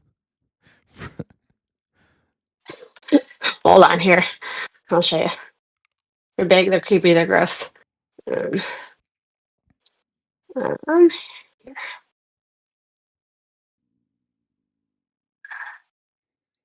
I got the white nationalists worked up right now. They're in their feelings. I know. I mean, their hit dogs are hollering. So it looks like Black Dragon Monitor. All right. Yeah. So there's kind of creepy, kind of gross. Oh shit! They're big. Yeah, very big. They're between 200 and 370 pounds. That's a wide range between. And they can run 12 miles an hour. Yeah, I mean, I don't know how much it'll hang onto your leg, but like that. Yeah, I mean, I'm cool. So I just sent him. He's in the server. He'll probably do the voice chat in a second. So yeah, if you guys can help knock out that gift goal before the end of the show, we'd appreciate it. So. All right. That's why I've never seen. Are you going to pay attention to when they join, or do you want me just to drag you over? Yeah. No, you're not going to pay attention. No, I'm not. Just give me a heads up and then drag me over. All right. Okay. Okay. Thank you. Bye. Yeah, I've never even heard of that. I thought she was talking about a minotaur. All right. Let's see. Let me see if somebody's coming on. I may switch. Just find a little bit shorter video here. I don't want to go into Mayor Baraka, excuse me. I mean, I guess we can jump into that. Let's play this. So now this is over in New Jersey. Mayor Baraka was arrested. I honestly still haven't figured out what happened here. The footage is chaotic. Like, we're getting more and more of the story as it comes out. I'll only say this, like, it seems like the people that work in Homeland Security are very, very excited about arresting people. So there were members of Congress who were over in Newark at an ICE detention facility, and because Congress has oversight, Congress has the authority to go inspect those ICE detention centers. So they have congressional authority. Mayor Baraka, I believe, does not. I don't know of any authority that Baraka may have. The members of Congress went inside the detention center. Baraka, I believe, stayed outside of the detention center. Then they came out. Initially, I mean, they were protesting, which is their right to do. They didn't try and break in. Eventually, an arrest happened. And maybe I'm late on this, like it's been a long weekend. I still haven't figured out what they arrested him for. The reality is, Alina Habba And this is only coming out of my left headphone, so if you can't hear it, maybe try different headphones or put it on speaker. wasn't there. The U.S. attorney wasn't there. She doesn't know what happened. Clearly, that is not the context of what happened. I was there for over an hour in that space, and nobody ever told me to move. I was in there for over an hour. Not a single person, not an officer from ICE, not any of the security guards. Nobody told me to leave that place. Somebody from Homeland Security came in the end and began to escalate the situation, and we wound up being where we are today. And that's frankly the extent of it. I didn't go there to break any laws. I didn't break any laws. I was there as the mayor of the city, exercising my right and duty as an elected official,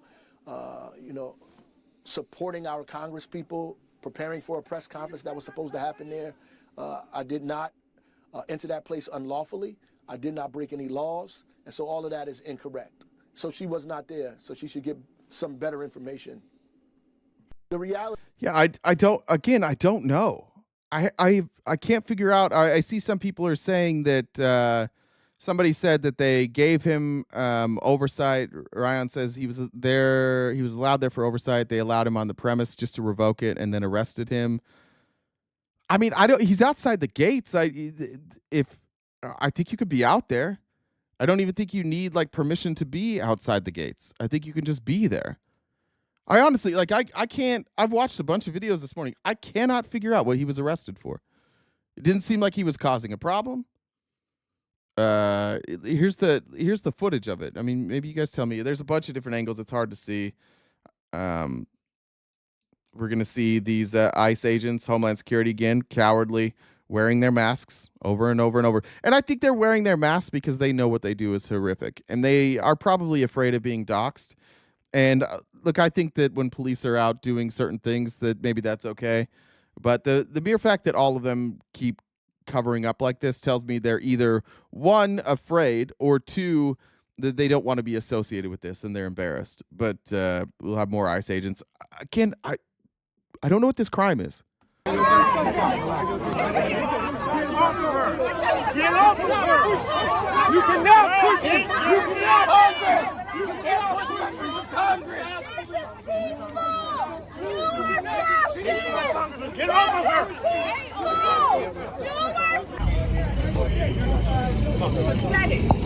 Okay, Sean? It's no thing to take this thing. Don't talk to you!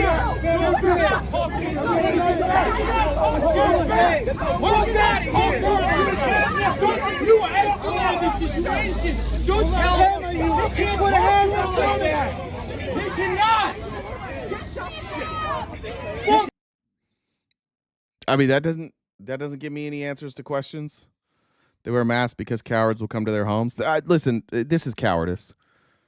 This is cowardice too. I agree with you. I do think that if you go and if you have an ICE agent and you go to their home and you try and attack them, I agree with you. I think that that's cowardice. But I also think this is cowardice.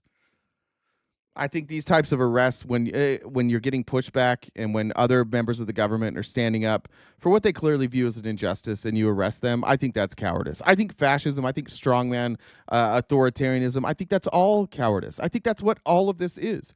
I think hatred is cowardice. I think racism is cowardice. I think all bigotry is just a form of being a coward.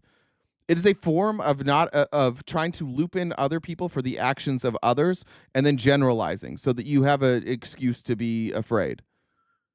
And I think that I think that there are people like, I mean, if you have an incident with somebody, I think one of the good examples is like where if you have a community, let's say you have a Hispanic community and you have a police force that is largely white. The Hispanic community is always going to be they're always going to have their police abuse be from white police officers. So that's going to create a bias from the Hispanic community that all white police officers will abuse them, right? And if you are the police officers and you work your job and all the crime you see is in the Hispanic community, you're not dealing with the people who aren't breaking the law. You're dealing with the people every day who break the law. And that can create a bias. But this is where I say like the small-mindedness comes in. It's not understanding like a broader view. It's not understanding that like this is your job. Your job is to deal with criminals. And if you happen to be in a place where, you know, it's predominantly Hispanic, you're going to have probably a pretty biased view of who commits crimes, right? Because everybody you deal with that commits a crime is Hispanic. And you might take those views that you have from your job and you might apply them to other Hispanic people. And I think that like not being able to step away from your personal experience and view things more broadly is what leads to this type of racism, this type of xenophobia. I understand that people have like their PTSD. I understand that everybody walks their own life. I understand that people are more affected by some things than others. This is one of those cases where I just think that this is small-mindedness, and it's something in America that if we are a melting pot, we've got to learn to get over it. What's up, Jen? They're there. Okay. And I just want to remind people in the comments or on YouTube, if you start using like slurs or isms or anything like that, you'll be timed out in all caps. So keep it cute in the comments. Yeah. Do you want me to go over there? Yeah, you said it was John? Johnny. Okay, yeah, I'll jump over there. Okay. Thank you. What's up, Johnny? Johnny, you there?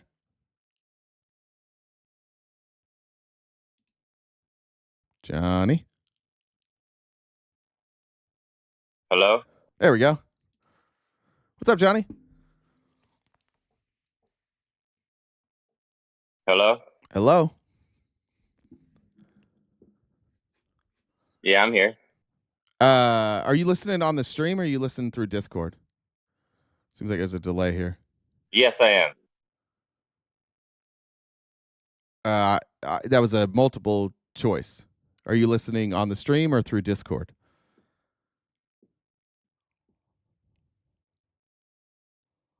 I am through Discord. Oh, there's just a long delay, it seems like.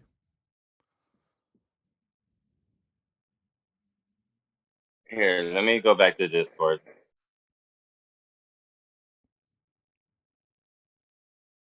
Okay, I'm on Discord. Okay. Perfect. What's on your mind?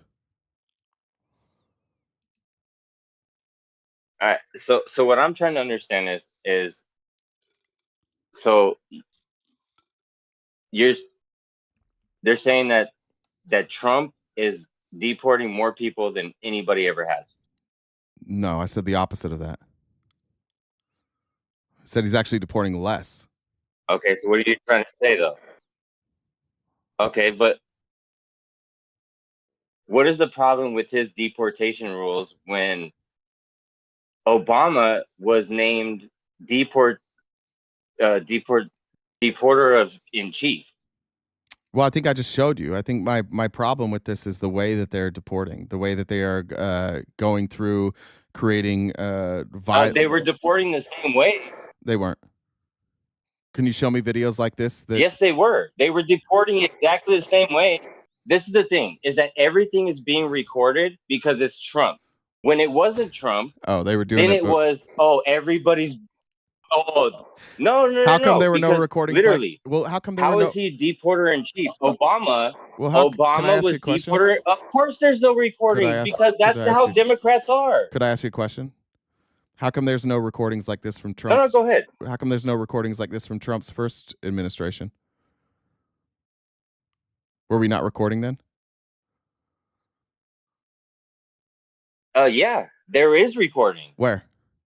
But see, everybody wants to sit here and say that there's no recordings and there's no evidence and there's no this and there's no that. Do you have but some? The truth and the fact of the matter is, hold on, let me talk. Wait, let me talk because I'm gonna let you talk. You so are, please brother. be respectful. Brother, you are talking. What the fuck are you talking about? And that's the thing. Wait.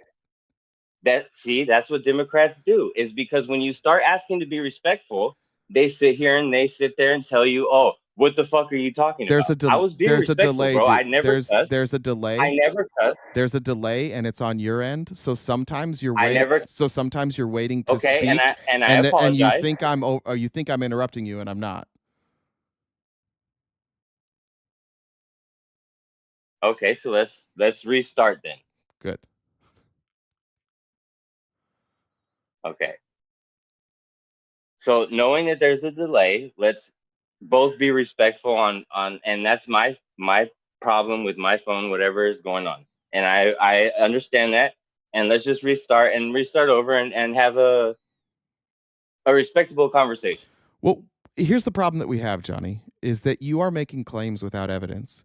You're saying that this happened under Obama and it happened during. There's complete evidence. Are you interrupting already? After you just asked us not to interrupt, you're making this claim that like nobody recorded because it was Obama, and then apparently there are recordings from Trump's first administration that were the same as this. But where are they? Do you have some? Where would I go to look for that? On any website that you want to. Do you have some? I don't need them. They're all out there. If you're gonna make, I don't need to have them ready claim, for you. If you're gonna make a claim, I think it's probably incumbent on you to have some evidence. You're asking me to just agree with you. Likewise. Yeah, I'm not making a claim, bud. You've been making claims this whole thing, and you're showing videos. Let me do this. That can literally videos that have been proven. Oh wait, hold on. No, Johnny, be quiet. Johnny, be quiet. I'm gonna disconnect you real quick. Can you reconnect? And we'll see if we can get rid of the delay. It's just unbearable. That's why I'm not trying to silence you. Just I'm gonna disconnect you, and then if you'll jump back in this, let's see if we can fix it. Okay. Okay, that's fine. Okay. I don't even know how to get you out of here. Actually, I don't even know how to get you out. Jen can do it maybe. Or if you can exit out and then come back. I'll just hang up and then we can. All right, great. Come back in. Thanks, Jen.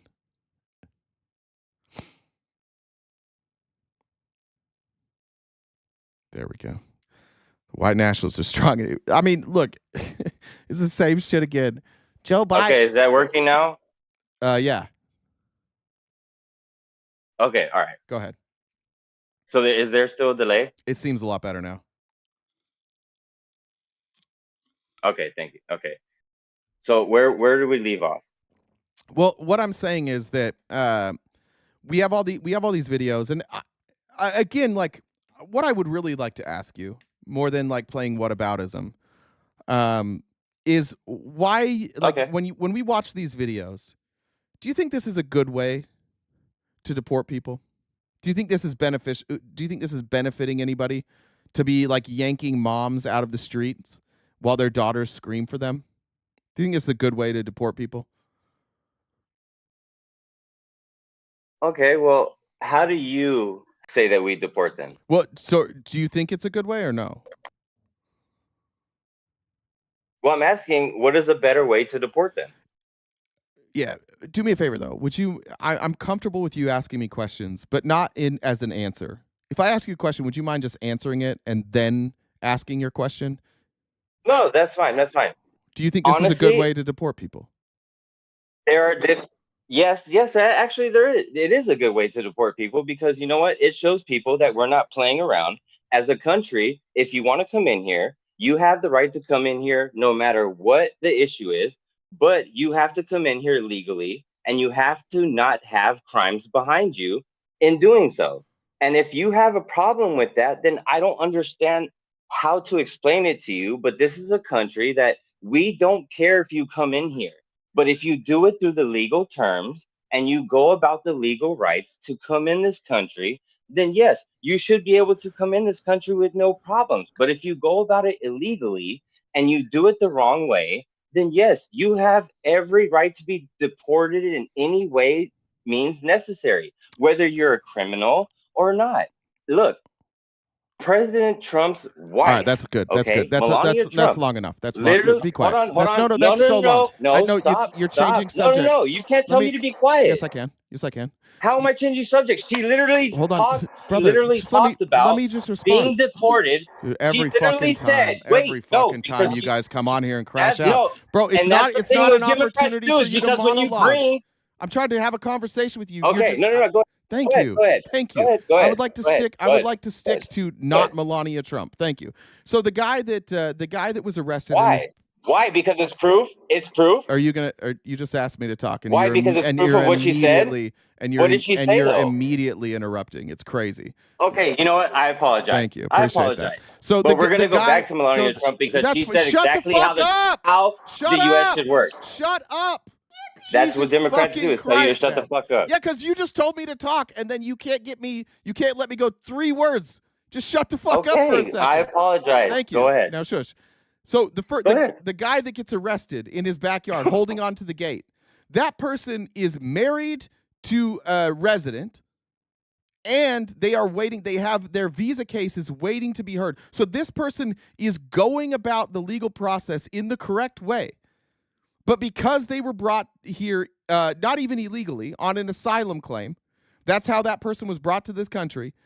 The HHS saw an opportunity where there was a legal gray area, while a person who's married and is waiting a legal court process gets tackled and cuffed in his own front yard. Why not just let that person go to court and have their visa hearing?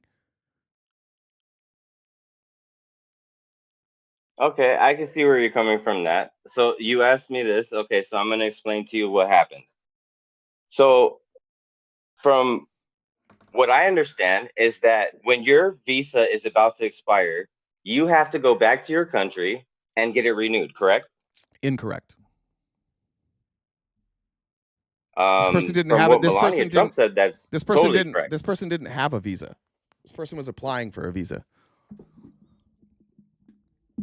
Oh, so okay, so they were applying for a visa. Correct. So which means that they are not married, No, they are married. because if they were married, he wouldn't need a visa. Yes, you do. You don't You're not automatically granted citizenship when you get married. No.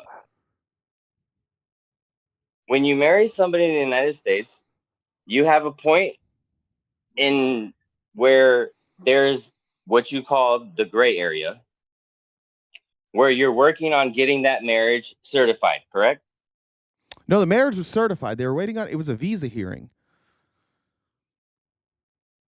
Why would it be a visa hearing if the fact being that they're married? Because marrying somebody doesn't automatically make you a citizen. It doesn't automatically make you a citizen. I understand that, but if you're married and then it takes how many months does it take for you to get citizenship after being married? Well, it's somebody that's an American It's citizen. not how many months. It's you have to apply for citizenship. In this case, they were applying for a visa. I mean, if you have money, it can be faster. So if why you would they don't be have money, applying it for a can take- visa if they're married? Because they're not a citizen, dude. And so being married does not guarantee your right Okay, to but work. It doesn't guarantee your right to stay here. I know it doesn't guarantee the right. I mean, it sounds like you're arguing that but if you're there's a married, due you should get to process. stay. There's a due process, and you're ignoring the due process. No, you guys are ignoring due process. Do you know what, like, Homeland Security, the people, ICE No, specifically, we're not. excuse me, ICE specifically was created after September 11th to bypass due process in order to target terrorists. This person's not a terrorist. This is not what ICE was made for. ICE was How not. do you know that? Okay, well, you should show some evidence, right? If they were a terrorist, I think you should show evidence of that. The government's not claiming they were a terrorist. So should you? Well, look, do you okay, fair enough, but do you think the Yeah, government but they're in the. Wait, you're- hold on. Like you hold said. on, wait, like hold you on. said. Excuse me. You think No, I'm listening. I'm sorry. I think the interrupted you. government- I'm sorry. I interrupted you. You think it's good that the government can just arrest people, say they're a terrorist, and have no evidence? You just going to trust the government when they do that? Oh no. That's not what I'm saying. Okay, but that's what they did. See, you're misscrewing my word. No, but that's what they You're did. misscrewing my word. I'm not changing your words. That was a question. I wasn't accusing you of that. I'm saying that's what the government did. It sounds like you and I agree that the So government what I'm trying to that the figure out government should not have arrested this person. is okay. What is due process in order for somebody to get their citizenship? Due process is the process that you are due for the legal process that you're going through. So in this case, in order to get a visa, you would have to go to a hearing with for I don't even know who does. I don't know if that's You there? Yeah, I'm here. Did we lose you?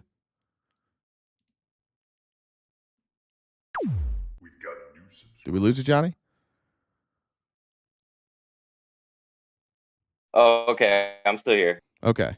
So the process that he was due was the visa hearing that he was going to go to. That's the process that's due. The Constitution is very clear that it's not due process for just citizens. It's due process for persons, unless you are accused of being a terrorist. Which even then, like, I don't think our government should just be able to unilaterally say somebody's a terrorist without evidence. I think that is a bastardization of the authority given to the executive branch. I think it's going to be ruled Oh unconstitutional. no. I totally agree with you.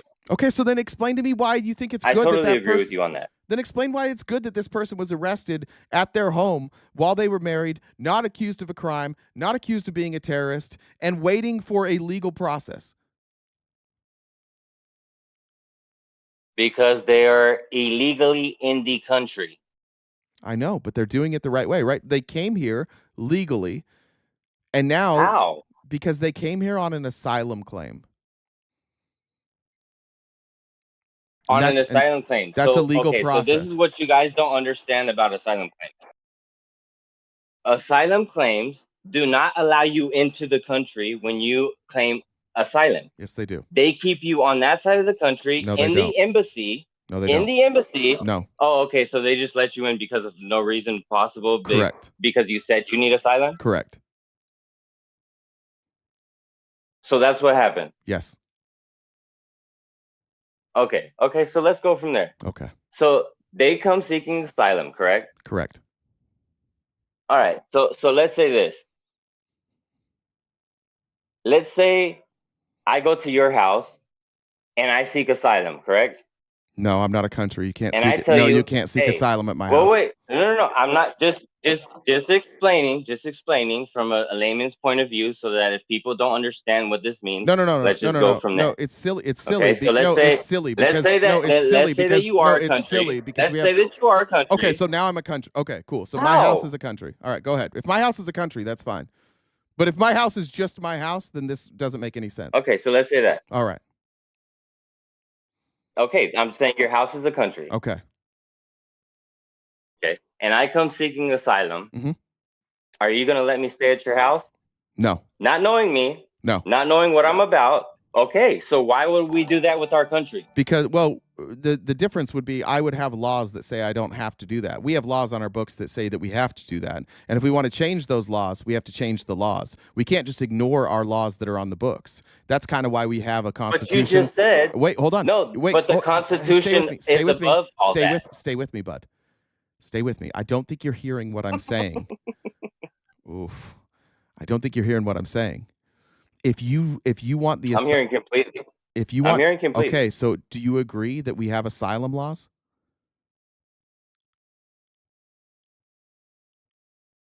Yeah. Okay, do you agree that the government Which means that hold on, stay with me. they Do have you, to hold on, prove. hold on, hold They on, have hold to on, prove brother, hold on. asylum. Shush, They shush, have to prove shush, all of that. We'll It's get there. just We'll due get there. process, We like will you get said. we will get there. We'll get there. I promise.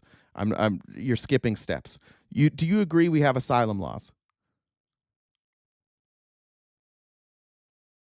Okay, yeah. Do you agree that currently the asylum laws only require you to make an asylum claim, and then you are granted an asylum hearing? Do you agree that that's what our law currently says?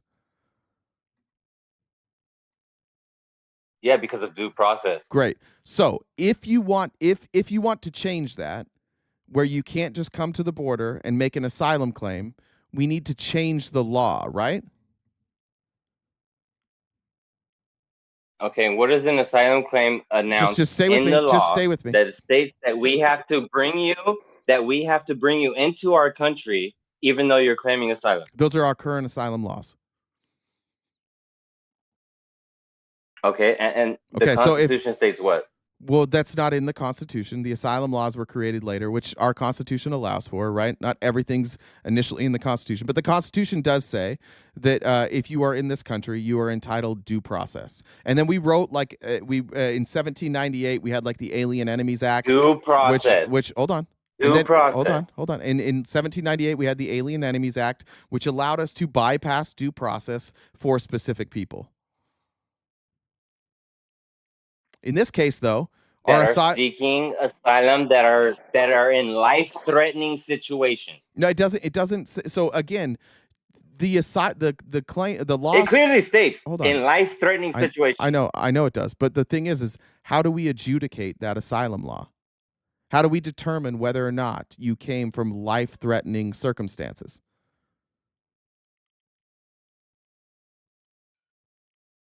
It shows.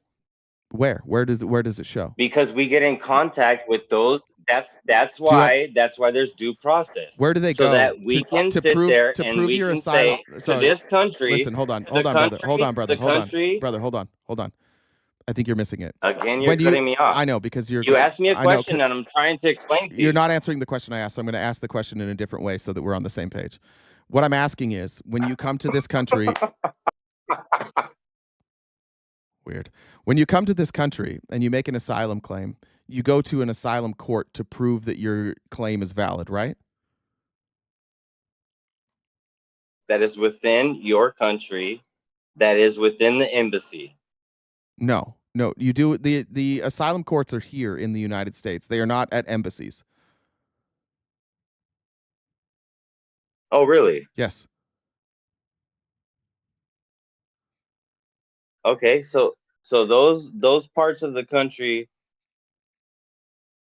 are there places for these people to stay in our side of the country that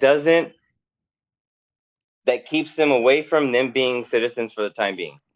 Yeah, you're not a citizen if you claim asylum. You're not a citizen until you're a citizen. Okay, but hold on. I'm asking a question. Is there a place for these people to stay within our borders until due process? Yeah.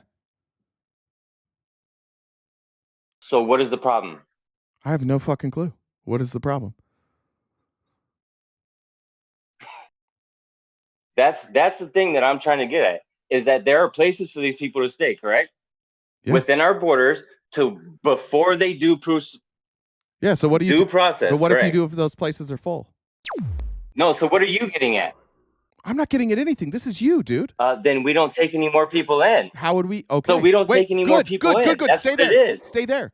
We wait until due process. Hold on. Wait, no. Stop. Stay there. No, you stop. I'm not done yet. No, you are I'm not done. Wait, no, hold on. I'm not done. Brother, don't cut me off. I'll cut you off whenever the fuck I want. You see? That's what Democrats do. No, listen. Before you go there, I'm not saying you can't have this opinion. But your opinion doesn't matter if it's not the law, right? So if we want things to be in accordance to your opinion, and I agree with you, by the way. That is the law. It's not. It's not the law. We tried to change that. How is it not the law? Because Congress does. You There is say- no limit. you There's say- no limit of how many people. There's no law that says once the detention centers you are filled. say- Hold on. Let me explain to you. You just asked. There is no law that says once the detention centers are filled, nobody else can claim asylum. So if we want to make that a law, we need to change the law. You're arguing from what you think. And I'm not saying that what you think is a bad idea. No, I'm telling you you are that's not arguing what what the you think. No, I'm telling you that's not what the law is.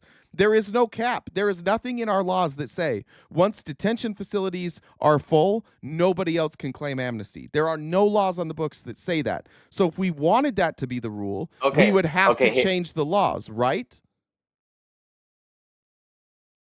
Okay, so let's say this. Let's say this. Let's say you're right. Okay.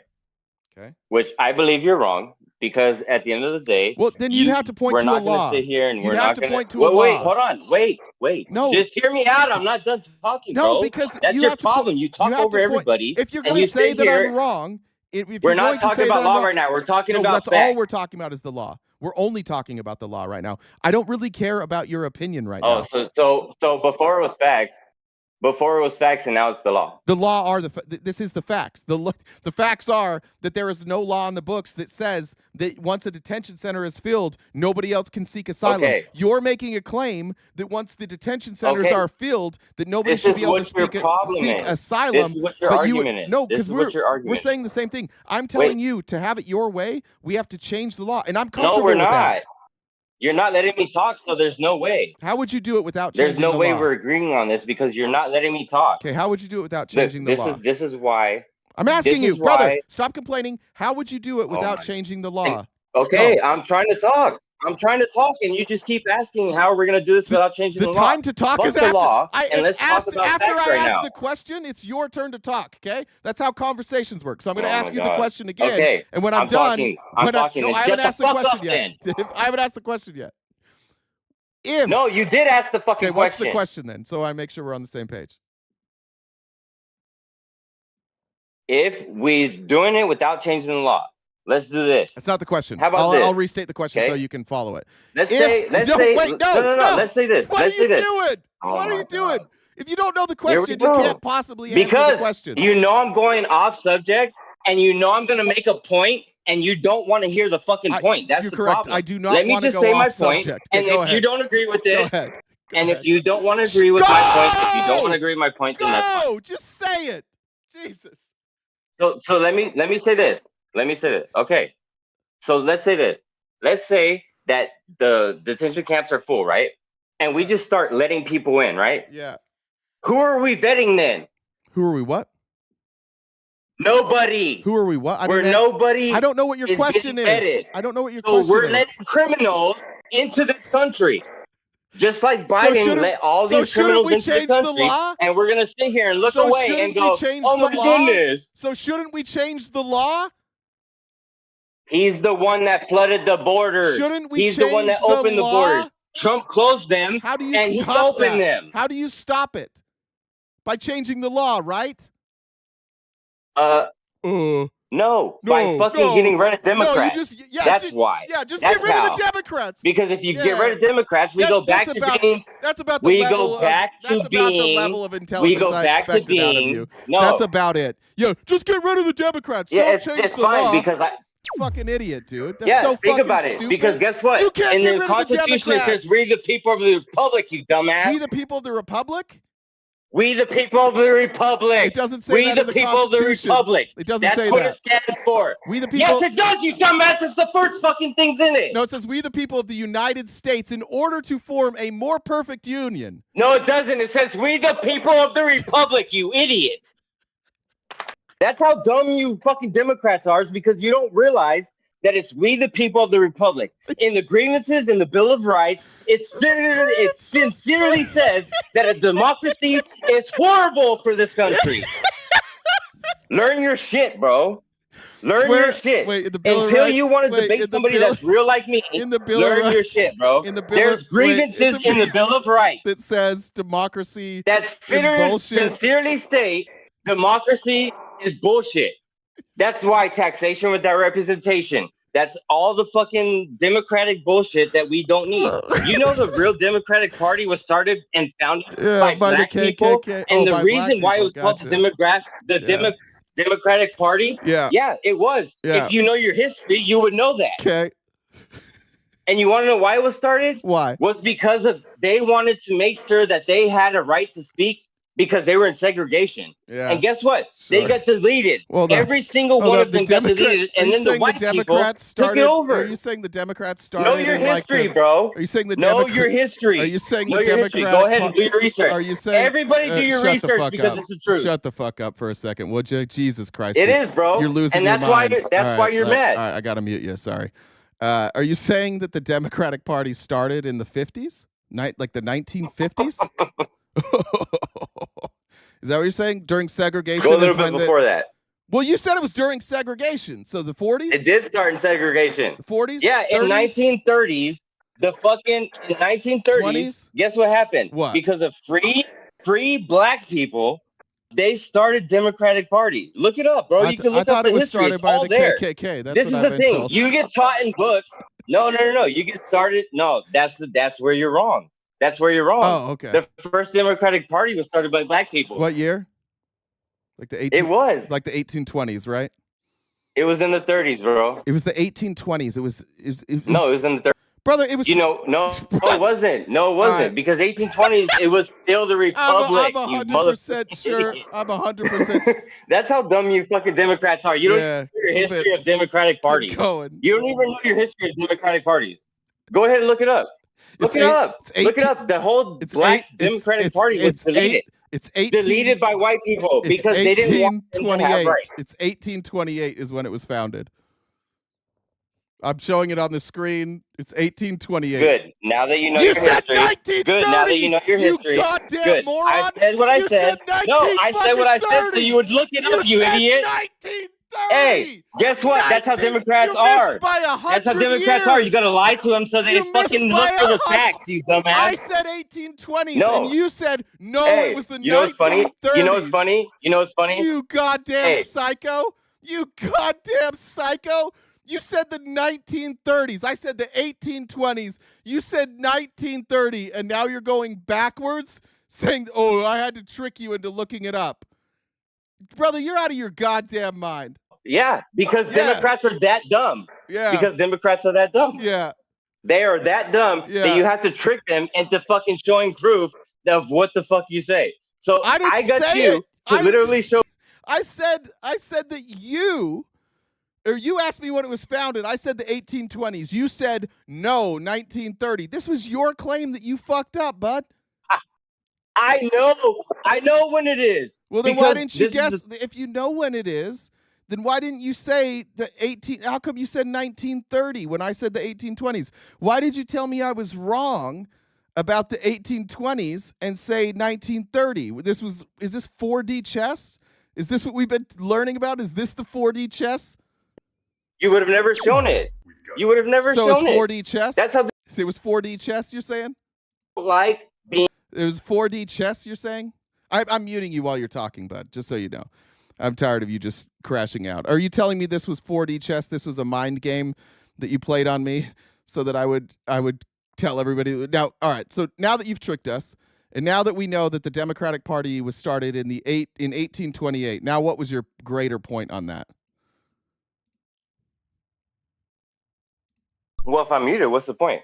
I'm asking you, what was your greater point on that? Why does it matter that the Democratic Party was started in 1828? If I'm muted, what is the point of? If I'm muted, what is the point? The point is so that you'll shut the fuck up and stop crashing out. Now I need to know what the point of you telling me when the Democratic Party was founded was about. If I'm muted, there's no point in saying anything, bro, because you're literally. Right. Have a good day then. Thank you for coming. I appreciate you, Jen. I'll go back over there. You can drop him. I don't know. You got me, guys. You got me cornered there. Do you have any? Did he leave? Oh, he left. Okay. That's insane. Why is it always the craziest people that show up? That is wild. All right. Well, was he related to Eric? It felt like Eric. Admir messaged me that Eric texted. Yeah. Did you see that? Yeah. It's like He won't messaged me debate me. too.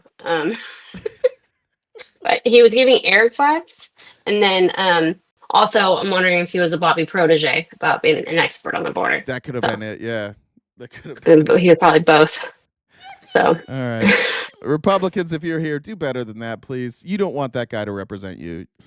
Dreamliner said, "This is why our birth rate is down. Women are afraid they will give birth to that species of foolishness. This is so painful." I'm sorry, I kept it going for a long time. I did enjoy that for a minute. I was having a good time, so I'm sorry for making you guys live with that. Tex is still messaging me every day and sending me money to brag about Nick Fuentes, so shout out Tex. You guys know what to do in the chat there. Jen, did I miss any besides that one? Let's see. I don't know. But since I'm here, just want to remind everybody we've got about 55 minutes or so left of the show. Top left-hand corner is the remaining balance of our gift goal. So if you guys could help us out, Venmo, Cash App, PayPal, Super Chats, I'll go towards knocking that goal out. If you guys would like to come on and own this lib like Johnny just did, how you do that is you look at the Venmo. That's my Discord username, Jen with 2 N's, Dub with 2 B's, number 1. You can DM me on Discord and I can bring you up in real time to talk to Jay and have a conversation. Check out our link tree. We're on most social media platforms and we've got merchandise. And if you haven't already subscribed to us on Twitch and using Amazon Prime sub and YouTube. If you guys could on YouTube, we put out content just about every day. You guys could go engage with our videos and other things like that, like, share, comment, all the good things, push the buttons. That also helps support us as well. For all the dads out there who refuse to wear a seatbelt, I've got one question for you. What's holding you back? Stupid. Tony, I did get your Cash App. I read it earlier, but I can read it again in case you missed it. Tony said, "Tell the Nazi fucks to give their balls a tug." So I appreciate that, Tony. SJ said, "You really told him, go Jay." I don't know if I told that guy anything. That was wild. Amy said, "Why deport U.S. citizens and why detain students who did nothing wrong?" That's the main thing. Like the whole point of that conversation was deciding whether or not this was a good use of resources. He agreed that it wasn't. And then again, then the crash out always comes. My problem with the Republican idea right now is that you guys are supporting what Trump does because you think that that's what the law should be. And I'm okay with that, but we should change the law so that's the law. The problem with what Trump is doing is it's outside of the law. That's why we call you fascist. You don't get to just come in and like make new laws just on a whim. Those have to go through Congress. We have a process for this. If you don't like the asylum laws, if you don't like the way that we're handling asylum claims, we have to change the law. And that's what I think that's the main disconnect between the two parties right now. You guys are arguing what you think the law should be, and that's fine. We can disagree on what the law should be, but you're saying that it's okay for Trump to ignore current law because you don't like current law. You would like the law to be different, so you're okay with it. And that's when we get nervous about fascism. That's what makes us nervous every time. Is you guys just saying like, you know what? Even though the law says something else, I don't really like that law, so I'm going to support a guy doing whatever the fuck he wants. Amanda says, "I'm sending you the bill for my next therapy appointment." Thank you. Send those to Jen. Soli said, "Jen, I love you." Everybody, make sure you tell Jen that you love her every single day. And Tony, I got yours too. Let me make sure I have this right.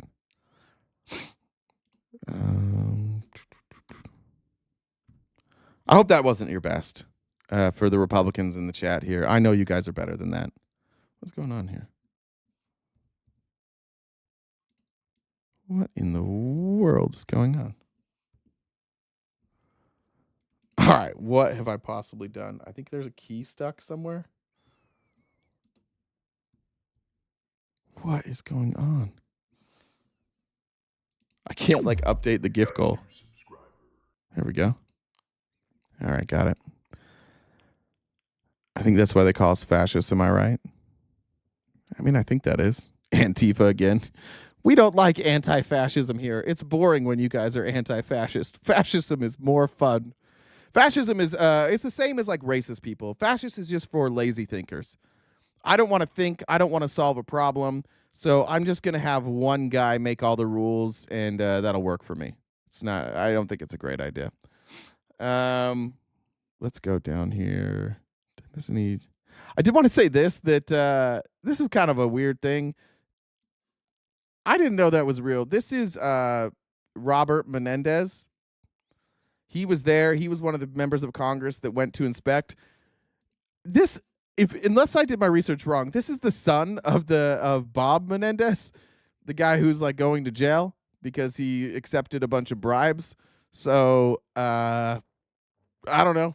I would be nervous about trusting this guy on all things, but he was there. So here's what he had to say about his experience as they arrested the mayor, Baraka.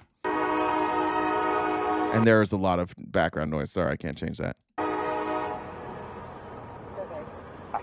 I can't begin. Just coming out of my left headphone only. Sorry. It started as part of our core functions as members of Congress to conduct oversight of ICE and privately run detention centers, where we waited patiently for over an hour and a half.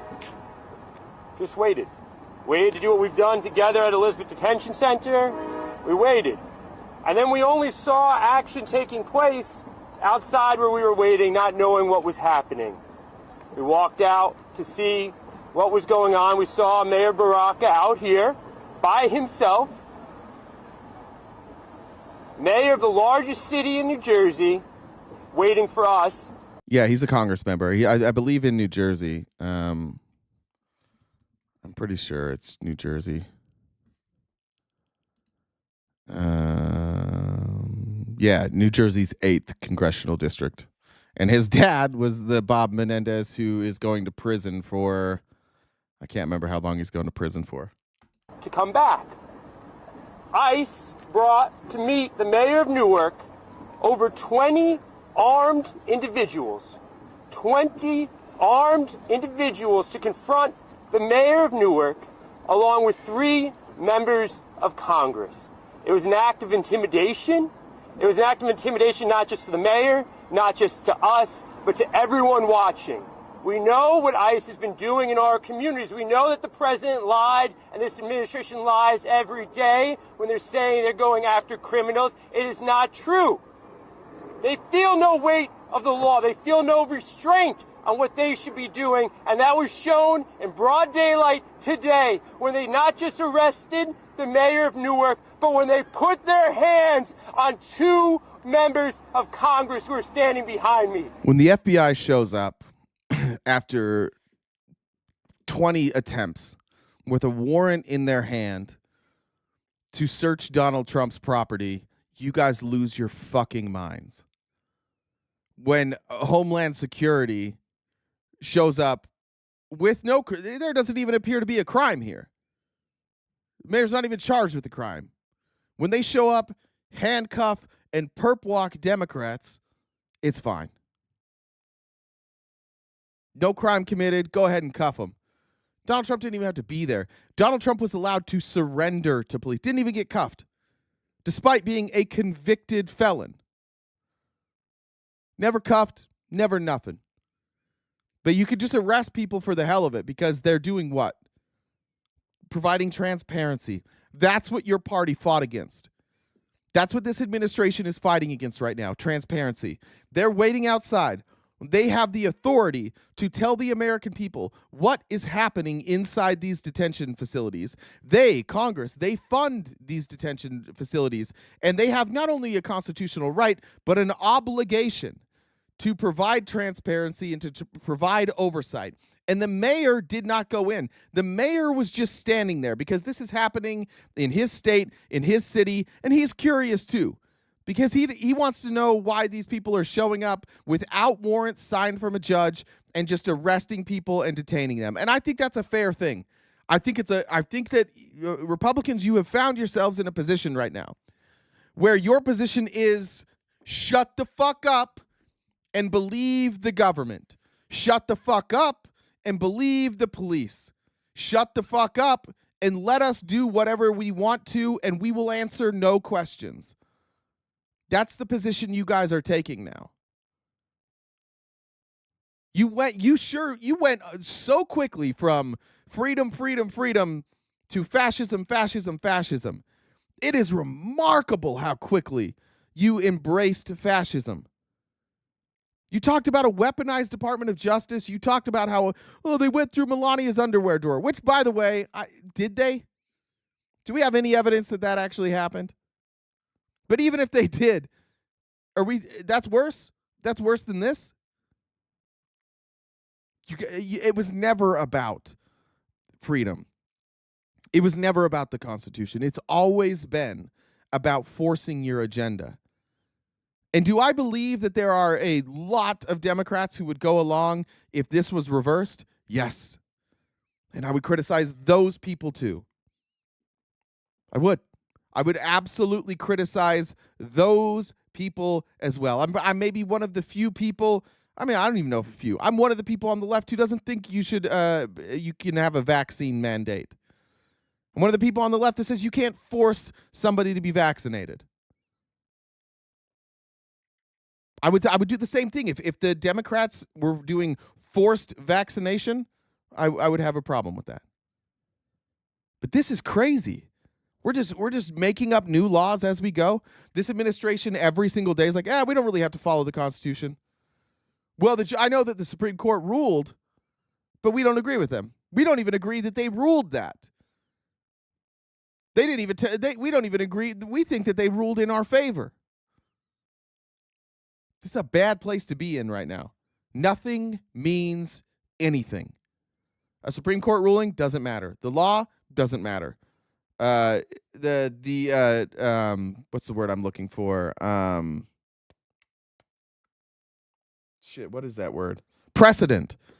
Precedent doesn't matter. None of this stuff matters anymore. It's just do it Trump's way. We've got new subscribers. It's just is fascism. Like, there's no other way to explain what's going on right now. So you can spare us that it's about the Constitution. You can spare us that it's about we the people of the Republic, which, by the way, Johnny, I hope you went and read the Constitution after that. That it does not say we the people of the Republic. I hope you caught that. You don't get to talk about the Constitution anymore. It's not part of it's not part of what you guys care about. Trump's not a wife beater, a kid toucher, or a murderer. Trump is very much accused of wife beater. He's accused of a kid toucher. So I don't know. There's more evidence against Trump than almost everybody that he's deported. There's sworn affidavits against Trump. There's no sworn affidavit against most of these people. I mean, even Abrego Garcia had less charges than Trump. Abrego Garcia's wife accused him of, I think, abuse, maybe assault. Trump's wife accused him of rape. So did a 14-year-old girl. So if we're just doing accusations here, waffle. If you're cool just saying that an accusation makes you guilty, okay. What's the difference? Trump's wife filed a police report, said that she was raped. She later withdrew it. Abrego Garcia's wife filed a police report, said she was abused, later withdrew it. What's the difference? Besides that you love Trump. And that Abrego Garcia is an immigrant. What's the difference? There isn't one. This is the problem. You either want due process or you don't. But this selective idea of when due process should and shouldn't happen, Trump got due process. You guys didn't want him to have due process. You didn't even think he should go to court. You guys have been on this fascism bandwagon for a long time. You just didn't know it. You literally would argue that he shouldn't have to go to court. He has documents that he won't return, and you're like, that's not fair that he's going to court for this. Why? No other president did that. No other president got a message that was like, hey, can you send these back? And they were like, fuck you. And then the FBI is like, hey, you need to return those. And they're like, fuck you. That was a problem. That was fascism. But this, clearly not fascism here. I mean, you lying. I don't know why. I don't know if that's crazy. Keyword accused. Yes, thank you, Hude. Keyword is accused. Trump was accused. Abrego Garcia was accused. Accused. But you guys think but you're comfortable calling him a wife beater. You're comfortable with that. Why are you not calling Trump a rapist then? Trump was accused of rape by his wife. He was found civilly liable by a jury. He was accused by a 14-year-old girl. So he's got liable and 2 accusations. Abrego Garcia has accusation. And you're comfortable with that guy getting a life sentence. Life in prison for an accusation. But when Trump does it, you don't even want it to be adjudicated. You don't even want a court to hear it. Do we at least see the problem there? You guys, you don't see that that's crazy? Trump is legal. Exactly. Thank you. That's what it is. You'll put somebody away for life if they are here illegally, which then tells me who you are. You are somebody who believes being here illegally means that you should be in prison forever, which means you don't view immigrants as human. You view them as less than. You view them as less worthy. For something as simple as due process. I'll speak for Waffle since he looks muted. Yeah, look, you guys don't. Let's be honest. None of you give a fuck if men beat up women. You only care if men beat up women if you can win some political points there. No problem when Trump does it. No problem when Pete Hegseth does it. No problem. It's fine. No problem when Russell Brand does it. No problem when Andrew Tate does it. No problem when Matt Gaetz does it. No problem when Roy Moore does it. No problem with any of these people. But if it's somebody who's here illegally does it, suddenly they're just accused of it. Suddenly they get the label and they get life in prison. I think it's time to look inside of yourselves a little bit here. You think somebody should get a life sentence for an accusation, but only because they're here illegally? What does that say about you? I don't think you can claim to be a very good person if you hold that viewpoint. That's a tough bridge for me to cross. This is Representative Bonnie Wilson from Coleman, New Jersey. Since DHS has been lying about this, she says, allow me to correct the record. The scuffle, during which an ICE agent physically shoved me, occurred after we had entered the Delaney Hall premise. We entered the facility, came back out to speak to the mayor, and the ICE agents began. Here's the video of her going in. By the way, elderly lady, terrifying, right? Boy, these elderly folks that came to do their inspection, we better watch out for them. Cool kicks, actually. Stand up for our mayor. We will be your eyes and your ears. And we will report to you, Mayor. Yes. So that's her telling the mayor, you don't have any authority to come in here. Wait out there where it's fine. We'll go in. We'll come back and report to you. Okay. It's fine, right? Mayor's not overstepping their bounds. The mayor did not go through the gate. They went where they're allowed to go. And somewhere during this timeline, I'm guessing a couple of phone calls happened. And I don't know if they went to Kristi Noem, but the phone calls went up the ladder. And somebody, probably somebody a lot like Stephen Miller, was like, fuck it. Figure out any reason to arrest these people. Intimidate them. Threaten them. How dare they be outside our gates protesting what we're doing right now?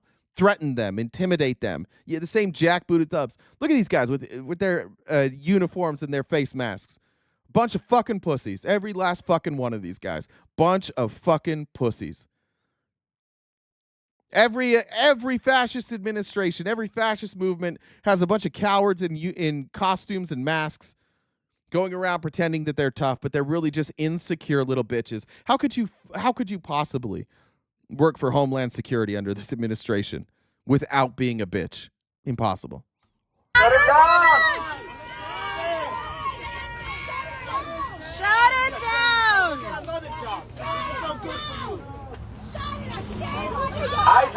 Okay, so that's her. Then she comes back out, reports to the mayor, then the mayor gets arrested. 20 armed ICE HSI officers. 20. Heavily armed. They had ARs. They had body armor. They had those shields. You needed 20 armed agents to come outside the gates and arrest somebody. And again, what did he do? What was this crime? This is just intimidation. They don't want people to feel comfortable protesting. I think continuing to make them uncomfortable is the way to go.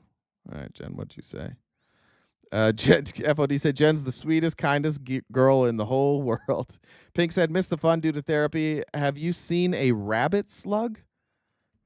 I have not seen a rabbit slug. Let's look at what a rabbit slug is. What?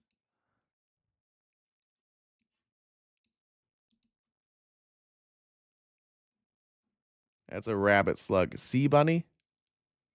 Is that the same thing? I've never seen that. That's crazy. All right. How much time do we have? About 30 minutes? Whew. We're not far from that goal.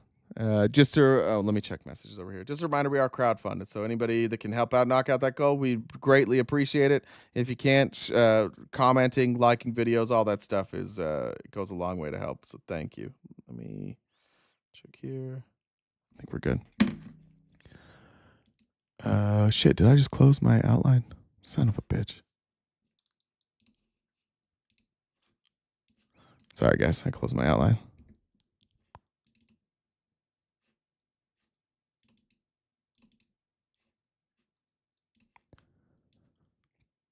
There we go. All right, let me see which part I want to get on the last 30 minutes. I do want to go. Well, I want to talk to MAGA Colts. Let me just introduce this because I'm going to talk to MAGA Colts Slayer because I'm not sure where all of this is. I have messaged them. They may have gotten back to me. I'm not sure. Great account here to follow though on Twitter is MAGA Cult Slayer. They're an aggregator. They are mostly reposting content. But one of the things that MAGA Cult Slayer has been doing this weekend is talking about how the right is able to take social media and push out like key phrases and key words, the same stuff that you hear repeated all the time, how they're able to get like a catchphrase to trend really quickly. Here's saying this is what the delivery system looks like. No engagement, no debate, just a mass repost of propaganda lies. This isn't grassroots. It's scripted. It's tactical. It's the same reason that every time the MAGA is in the chat here, we can predict what you guys are going to say. Like I can, whatever I say, I can almost always. There's a few of you who are here daily. Like Talon's here. I think that's like a pretty obviously a real person. Some of you, like Bill Withers here, like some of you are real people. I think some of your views suck. But then there are like just the aggregators. And that's what we see here. We did this once showing the stuff with Andrew Tate, how like Andrew Tate bots were all saying the exact same thing within like minutes of each other, even though they were supposedly not the same people. Here's what MAGA Cult Slayer is showing here. We're talking about, I think this one's about, Judge Merchan. Judge Merchan defying SCOTUS order. I believe SCOTUS will intervene. Judge Merchan unconstitutional. Judge Merchan's actions are concerning. We must trust in the legal process. Judge Merchan's refusal to overturn Trump convictions. And there's something that's the same with all of them. Look at that, like no followers. No followers, no followers. But what Twitter will do is Twitter sees that a bunch of people are talking about this, so they'll make it trend. And it's been proven time and time again that there are bot farms. If you don't think there's bot farms at this point, I don't know what to tell you. There clearly are. And if a message like this is coordinated and it happens within a relatively small time frame, this will go trending, and then these ideas will just be your ideas. It's a way to convince you. Like I would ask anybody in here. I believe SCOTUS will intervene and halt Judge Merchan's unconstitutional defiance of the Supreme Court ruling. What ruling are we talking about? Does anybody know? That's what's great about this. There's nothing specific in any of this. What's unconstitutional about Judge Merchan's defiance of what defiance was there of the Supreme Court ruling? That a sitting president couldn't be prosecuted? Or that these were official acts? Somehow these were official acts as president? to pay your attorney, repay your attorney hush money. But they don't ever get into that, and suddenly this is trending, and then they get retweeted. But look at all these people saying basically the exact same thing with virtually no followers. How did all of these accounts just all start saying the same shit, and they have virtually no following? We have to be aware of social engineering. I said this on Friday. And I think people were confused by this when I talk about Christianity. If you are a Christian, you are predisposed to believe things without evidence. And I'm not criticizing your faith, even though I don't share your faith, but it conditions you to be okay with people saying things to you that you feel are true, but you don't know are true. This is the same thing. This is how fake news works. So, for example, I think the perfect example is the stuff about like kitty litter in schools. A bunch of these type of accounts all pushed out the same tweet that children were being were identifying as furries, and so schools were required to have like litter boxes so they could go to the bathroom in. Now, that story stemmed from a person who had found kitty litter in a schoolroom or found out that the school had kitty litter in every room, and they ran that story, and then everybody just perpetuated it to the point that there were legitimate walkouts held in schools. Joe Rogan got caught lying, saying like his friend's wife worked at a school where they had litter boxes for children. The reality was far more morbid than that. Most of you know the story, but the reality is that there were litter boxes, not litter boxes, but there were buckets of litter so that if there was a school shooting and they were locked down for hours, the children would have a place to go to the bathroom, and it wouldn't just be in the corner of a room. It wouldn't just be in an empty bucket. It would help keep the smell from being horrific, right? But that got turned into this whole story, and and what happens is people see this story everywhere. And then when you come back and you say, hey, that story wasn't true, people are like, okay, that story wasn't true. But furries are still a problem. We still have a problem with children being furries at school. Even though the story itself wasn't true, that feeling that they had, of that outrage of like, we're going too far, that stuck with them. So they still feel that outrage. And this is how you wind up being outraged against specifically immigrants. They show you the Laken Riley story. They show you the people cutting through the border. They talk about gang violence. And then they link that. They're like, look, our country is being overrun because your social media feed is just all of that. There's nothing that happens daily that I couldn't convince you is an epidemic if I had enough people tweeting about it. And so even though we look at Republicans arguing two sides of this coin at the same time, they're arguing that there's all these people coming in from the southern border and they're criminals and they're making our country less safe. And there's 20 million of them that have come in. And yet we look at our crime rate and our crime rate is dropping. This is why it's almost impossible to have this conversation with a conservative, is because if I tell you that the crime rate is dropping, your initial reaction is bullshit. Those numbers must be wrong. And why do you think that? Because you've seen videos. You've seen videos. You've seen tweets. You've seen a Fox News segment. You've seen an OAN segment. You've seen people debate it over and over and over again. You've seen mothers crying. So you just believe it. You believe, and you're willing to say like immigration is dangerous. We need to get rid of everybody because of what happened to Laken Riley. And you're not willing to go out and from 20,000 feet say, oh, you know what? Actually, the more immigrants we have in this country, the safer we seem to be, just statistically speaking, like overall. And now since you can't refute that, then you have to start saying things like, oh, well, they don't report the statistics accurately. The Democrats are covering up the statistics.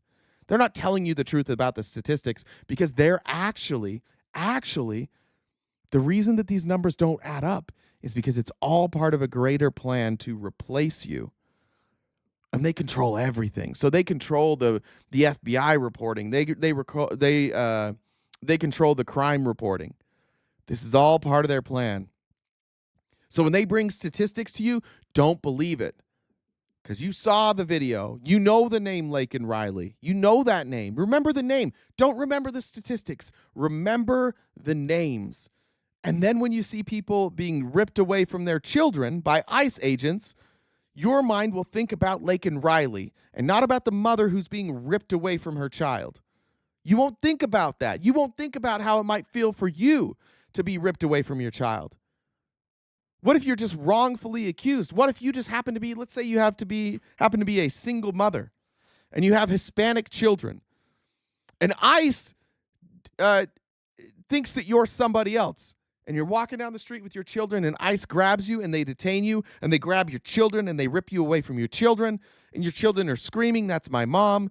And you go and you get taken to ICE detention for 24 hours and then they find out they have no legal reason to hold you and they let you go.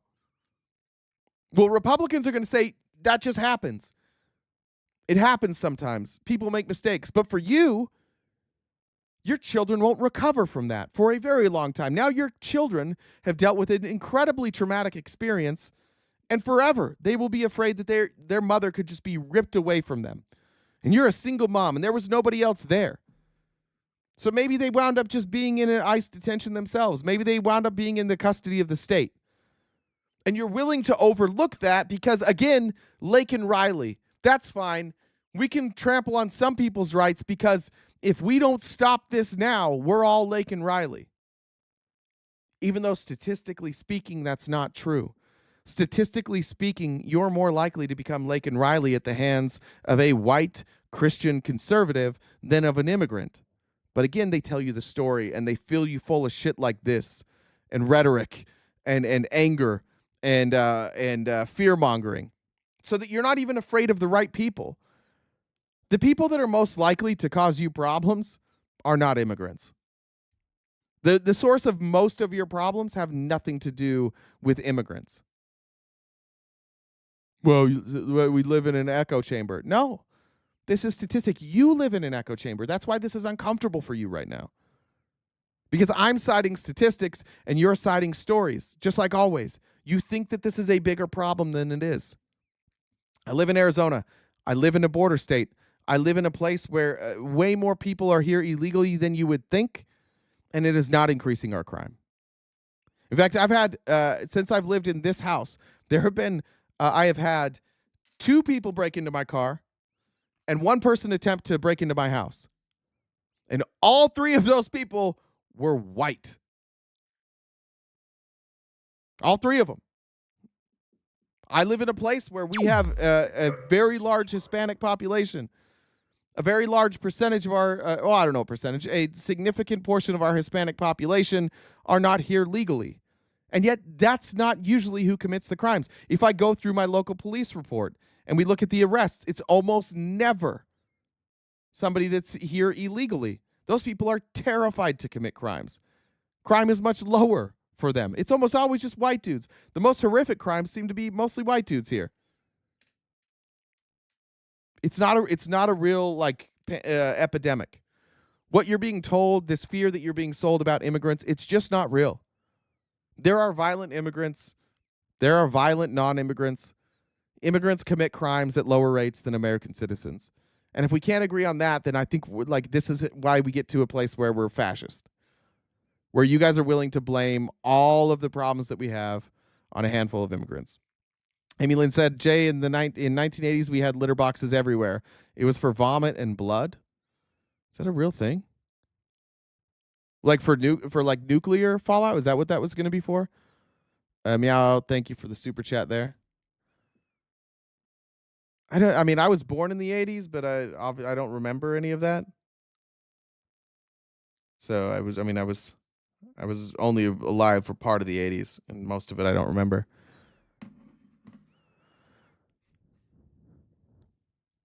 I remember that. Guys, I could be wrong, by the way. I applaud the Republicans that are still here. I could be wrong, but I do ask for proof if you think I'm wrong about something. one of the other parts about this administration that I think probably the part that scares me the most is that I don't trust there are a lot of people in this administration that I think are significantly worse people than Donald Trump. I don't think Donald Trump's a good guy. But I think that there are people who I think Donald Trump cares about himself. I don't think Donald Trump has any like real principles. I think Donald Trump will always do what benefits him. But I think he has surrounded himself by some pretty fucking hateful people.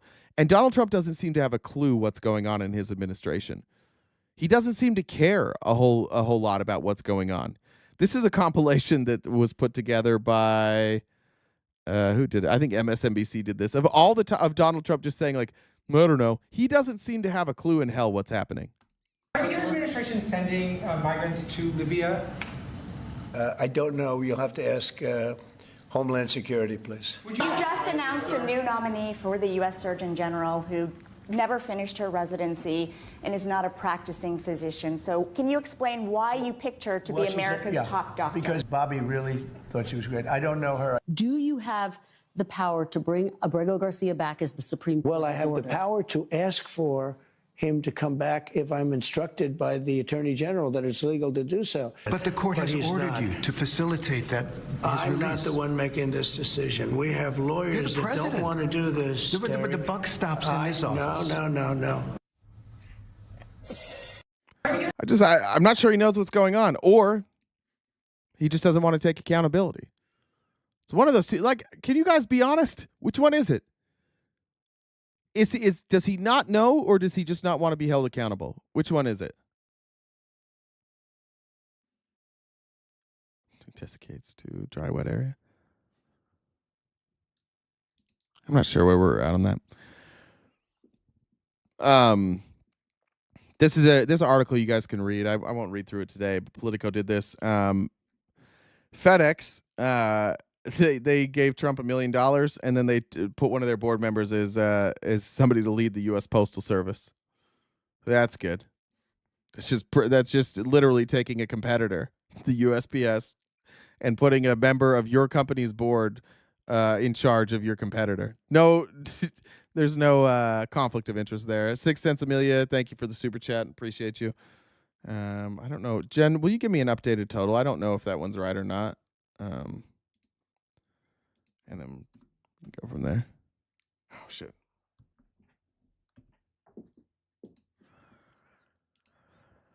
All right. Is this the one? Okay. All right. I want to talk about the prescription drug stuff that's going on right now. Trump signed an executive order about prescription drugs. Let's be very clear about this. This executive order doesn't mean a goddamn thing, and it can't. Okay, what Trump is talking about here is he's signing an executive order rather than allowing collective bargaining. None of this means anything, but I'm also concerned that Donald Trump doesn't know how our healthcare system works. Here is Donald Trump talking about the middlemen, and we'll help him, but apparently he can't identify who the middlemen are in our healthcare industry. Accelerate these price restrictions and reductions. My administration will also cut out the middlemen. We're going to totally cut out the famous middlemen. Nobody knows who they are. Middlemen. I've been hearing the term for 25 years. Middlemen. I don't know who they are, but they're rich. Everybody knows who they are. What the fuck are you talking about? When it comes to the middlemen, there's a couple middlemen. Health insurance, that's the middlemen. Private health insurance, that's the middlemen. They take your money and then they use your money to pay bills. We don't need them. There's no reason for them to exist. They can go. That's the middlemen. Pharmacy benefit managers, those are middlemen. Pharmacies, like privately owned pharmacies, those are middlemen. For-profit pharmaceutical companies, those are middlemen. We know where the profit is going. We know why prices are high. Prices are high because of profit. Because we've decided in this country that deciding whether or not people live or die should be a private market decision. And that when you pay your doctor, somebody else needs to get a cut of that. It can't just be your doctor. We better have some fat cat CEO flying in a private plane. We better have somebody who invested in the stock be able to make $1 off this too. It can't just be the doctor. Everybody knows who the middlemen are. Donald Trump always seems so baffled by words that he had. Like, I've been hearing middlemen for 25 years and I didn't know what it was. How the fuck do you not know? Everybody knows who the middlemen are. Everybody who's ever used healthcare knows who the middlemen are. I think only somebody like Trump, who was born with a silver spoon in his mouth, wouldn't know who the middlemen are in healthcare. Now he's going to act like he's coming up with new ideas. This is just the Republicans who just got back from negotiating with the UK, who appear to have learned some new words, but don't know how to use those new words. Haven't learned anything from people who have done things, who have negotiated prices with pharmaceutical companies. They just say, oh, the UK can do it, so now by executive order, we do it too. The rest of the world's going to have to pay a little bit more, and America's going to pay a lot less. Again, because it's a much smaller population than when you think of the whole world. So we pay more for our health, for like pharmaceuticals, because we have private health care. That's why. Because we don't get to collectively bargain. We should have some of the lowest prices because of our population. Because our population is so massive, we have more leverage than most countries. We have far more leverage than Canada. We have far more leverage than the UK. We have far more leverage than Spain. We have far more leverage than Brazil.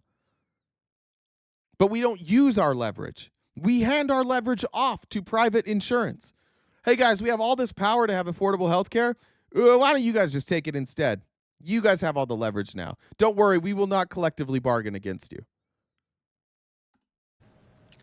basically what we're doing is equalizing. There's a new word that I came up with, which I think is probably the best word. You invented the word equalizing.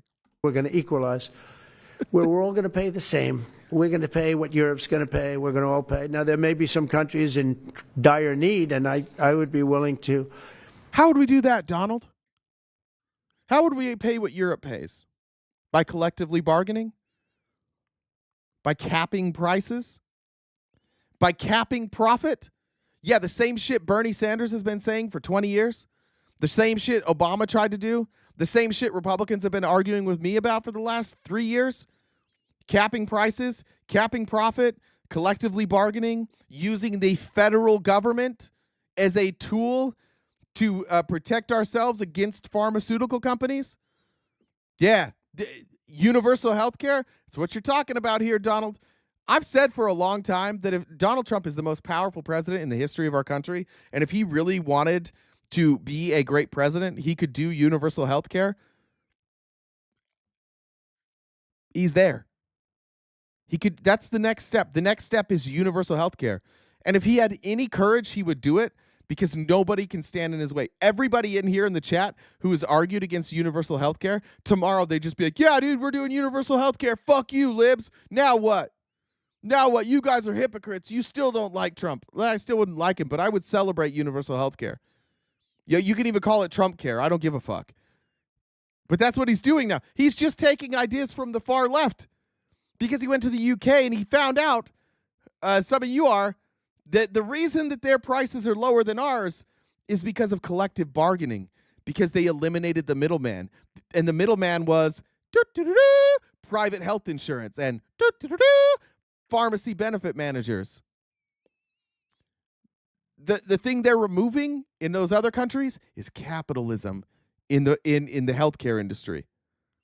Every other country in the world has figured out the capitalism is bad for healthcare. Really bad for healthcare. And so Trump's coming back now like, is he going to write a law? No, of course not. He's going to do an executive order. I don't know why. This would pass. This could be a bill that he could pass, but he wants credit for everything. And by the way, he doesn't have the ability to use an executive order and collectively bargain. You think Donald Trump now can collectively bargain against the pharmaceutical companies? They have a right to collect. They have a right to not change their prices. And Trump doesn't have leverage. He does not the leverage he thinks. Trump's only leverage in negotiating these prices are going to be things like Medicare, Medicaid, and the VA. And he's cutting funding to his leverage. When he goes to a pharmaceutical company and he wants to negotiate prices, the only prices he can negotiate are things that are government funded. And he's cutting that spending too.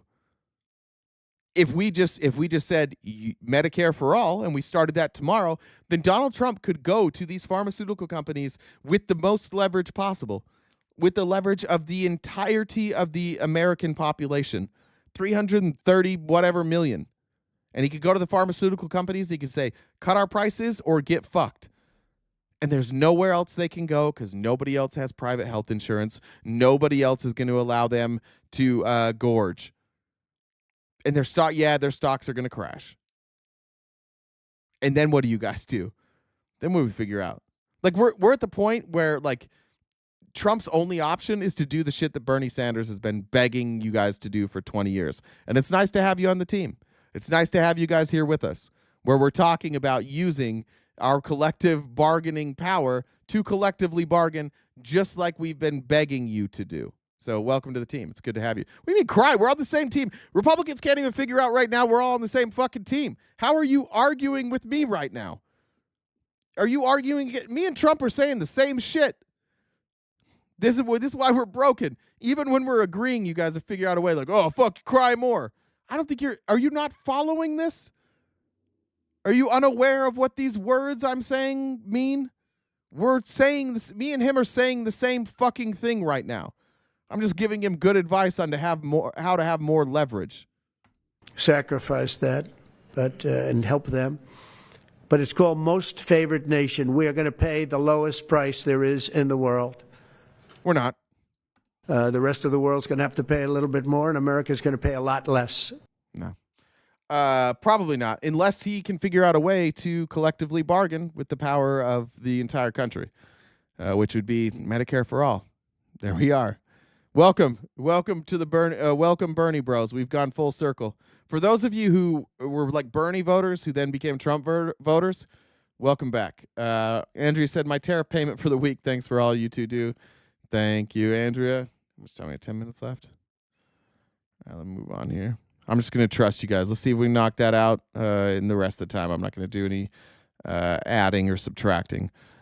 All right. Then we have RFK. This was interesting. Now, RFK used to be a proponent of universal health care. I don't know that I disagree with what RFK is saying here, but it'll be interesting to see what happens now. Like, Trump is basically saying, fuck you to the healthcare companies and fuck you to Big Pharma. And he's saying, I'm going to use the federal government as a way to bargain against you. I'm going to use the full weight of the government to do price controls, which, I mean, I know you guys were against price controls not that long ago. We'll pretend that you weren't, okay? Again, I want this so bad. I want Donald Trump to do this so bad. This is the first thing he's done that I'm like, fuck, this could work. He's going to need Congress. He needs Congress to help him out here. But I do feel like we're in a spot right now where we can nudge Trump to do something good. And he loves praise. So like, let's give him it. Like, let's all bury our pride and tell Trump, good job. You're doing a good job, buddy. You're getting close to the answer. Don't quit. Don't quit now. You're close there. President who is a man of his word, who has the courage. President Trump was taking money from the pharmaceutical industry too. I think they gave you $100 million. But he can't be bought, unlike most. There you go. So he can't be bought. So we're going to find that out. Remember that statement. He said he can't be bought. He got $100 million. RFK said you can't be bought. Trump agreed with that. Let's find out. Let's find out if he can be bought. Let's find out if he's gonna wage this war on prescription drug prices.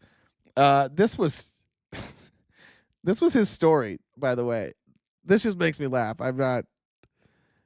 It is just like, you know how, like, I don't know if any of you have those have parents that just like they stay at home and they just don't live in reality. Like, Trump's an old guy who flies private everywhere, who's surrounded by sycophants. Like, the president rarely is like super aware of reality, but it is fun to watch Trump like learn about healthcare for the very first time. He's just learning about how bad we get fucked over, and he tells a story about his friend in total Trump fashion to illustrate the point that private healthcare is killing us in this country, specifically poor people.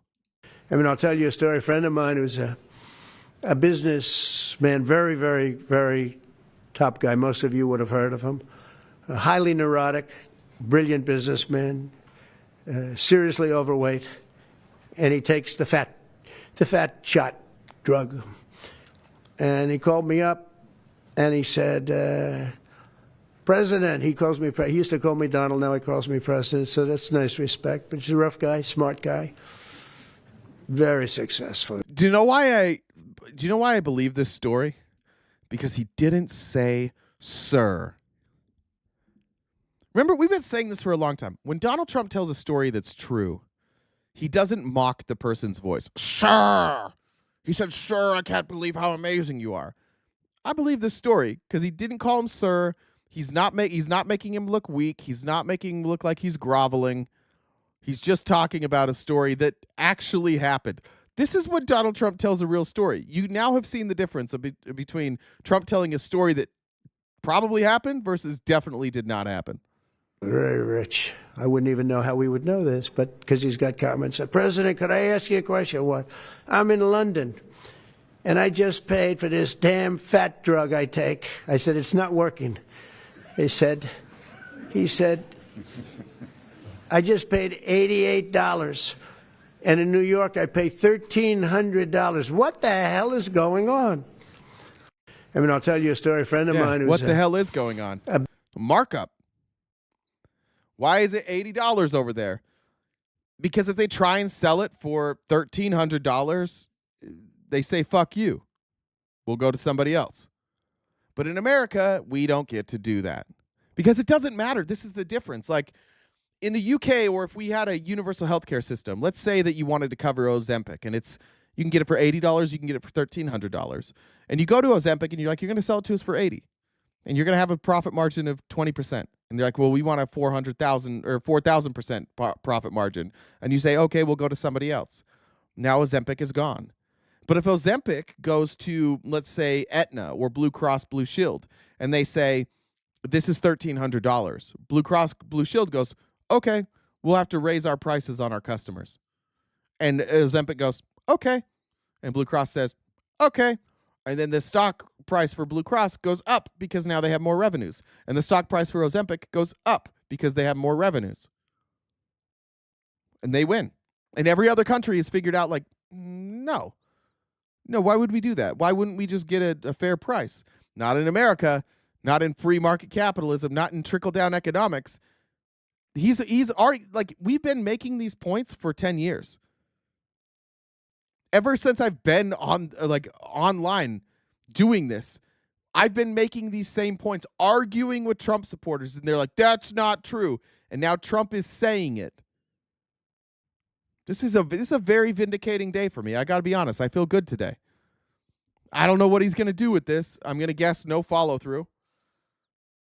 But it is nice to see your guy saying that you guys were wrong this entire time. That does feel good. I'm happy about that.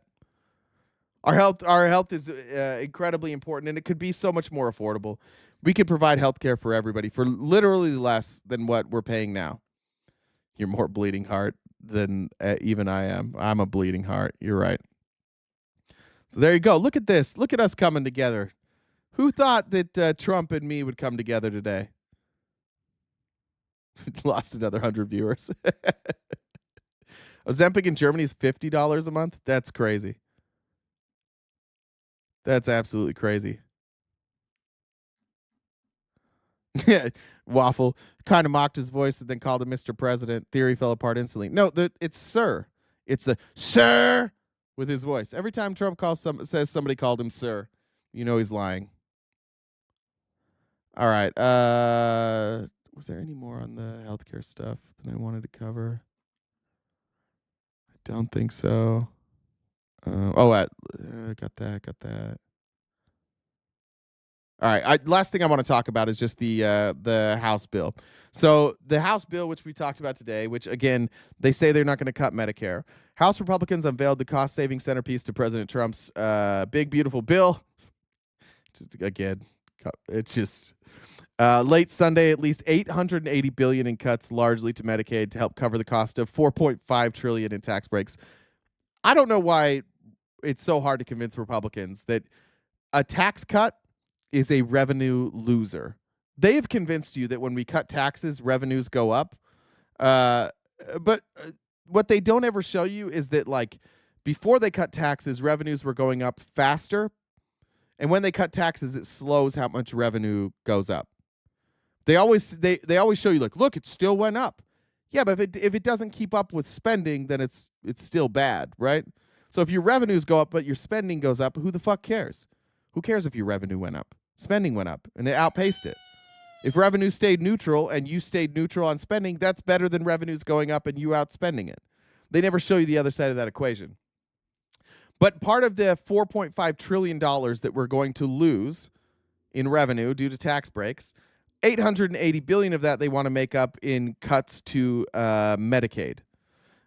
In no uncertain terms, this is Representative Frank Pallone of New Jersey said, in no uncertain terms, millions of Americans will lose their health care coverage. Hospitals will close, seniors will not be able to access the care they need, and premiums will rise for millions of people if this bill passes. As Republicans race towards Mike Johnson's Memorial Day deadline to pass Trump's big bill of tax breaks and spending cuts, they're preparing to flood the zone with the round-the-clock public hearings this week on various sections before they're stitched together in what will become a massive package. So that's why when you see, like, the negotiations, you'll see them in, like, the Oval Rooms, and it'll be like smaller groups.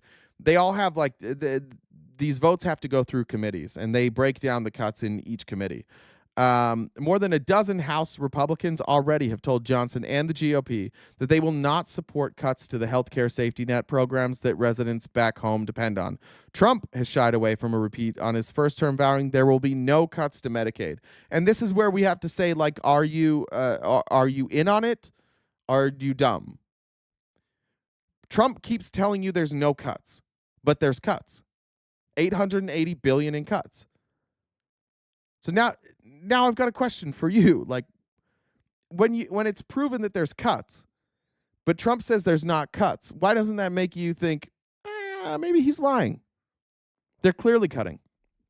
All told, 11 committees in the House have been compiling their sections of the package as Republicans seek $1.5 trillion in savings to help cover the cost of preserving the 2017 tax breaks. The Energy and Commerce Committee, that's been among the most watched. The committee was instructed to come up with the $880 billion in savings, and they reached that goal primarily with healthcare cuts, but also by rolling back Biden-era green energy programs, and said that the CBO's early analysis said the committee's proposals would reduce the deficit by $912 billion over a decade, with at least $715 of that coming from health provisions. So it doesn't even come close to making up the $1.5 trillion, but $715 billion is cutting healthcare to people who need it so that billionaires can have more money. That's what we're doing here. It's very important that these billionaires have more money, so we're going to cut it from poor people. Central to the savings are changes to Medicaid, which provides almost free health care to more than 70 million Americans, and the Affordable Care Act, which has expanded in the last 15 years since it was first approved. To be eligible for Medicaid, there would be new community engagement requirements, 80 hours per month of work. This is crazy. In order to get your health care, you have to work 80 hours of either work, education, or service for able-bodied adults without dependents. People should also have to verify their eligibility to be in the program twice a year rather than just once. So if you're on Medicaid, let's just say that you lose your job. Now, if you lose your job and you're on Medicaid, you also lose your Medicaid. That's the plan. This is how they cut. They tell you it's about work requirements, but what it's really about is they know, they've done the math.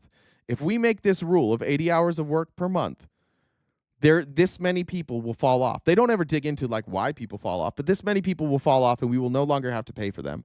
And then they sell it to you like, oh, it's just people who are refusing to work. No, it could be a lot of things.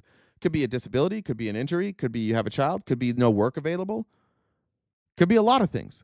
There's a lot of reasons why somebody might not be able to work 80 hours in a month. That shit happens all the time. But when they do that, goodbye to your Medicaid. Goodbye to your Medicare. Or excuse me, yeah, just Medicaid, actually, sorry.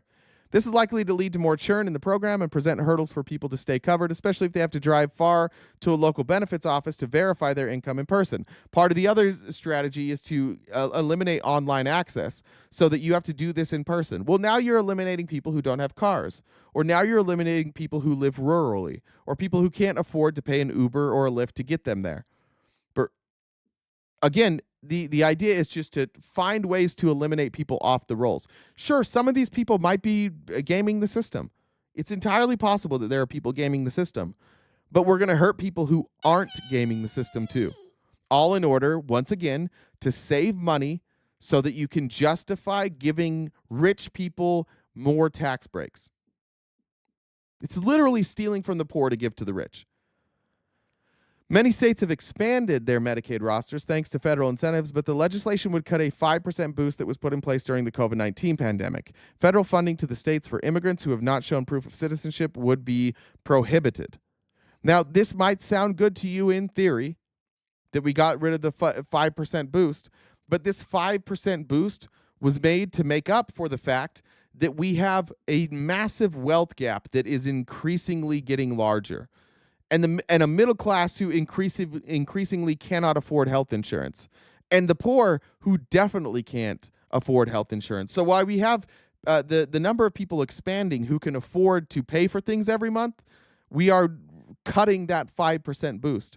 And again, what are we going to do with that money? We are going to give it to rich people, and the wealth gap will expand even more. This is why we say, like, take money out of politics and stop cutting for the rich. Because every time Republicans get in office, they just accelerate wealth inequality.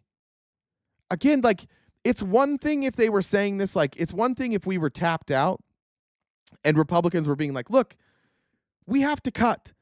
We just have to cut spending here. But what they're doing is they're saying, we have to cut spending here, and those rich people need more money. So they're going to need more money. And so we're going to increase spending, actually. We're just going to take from the poor people. We're not going to take from the rich.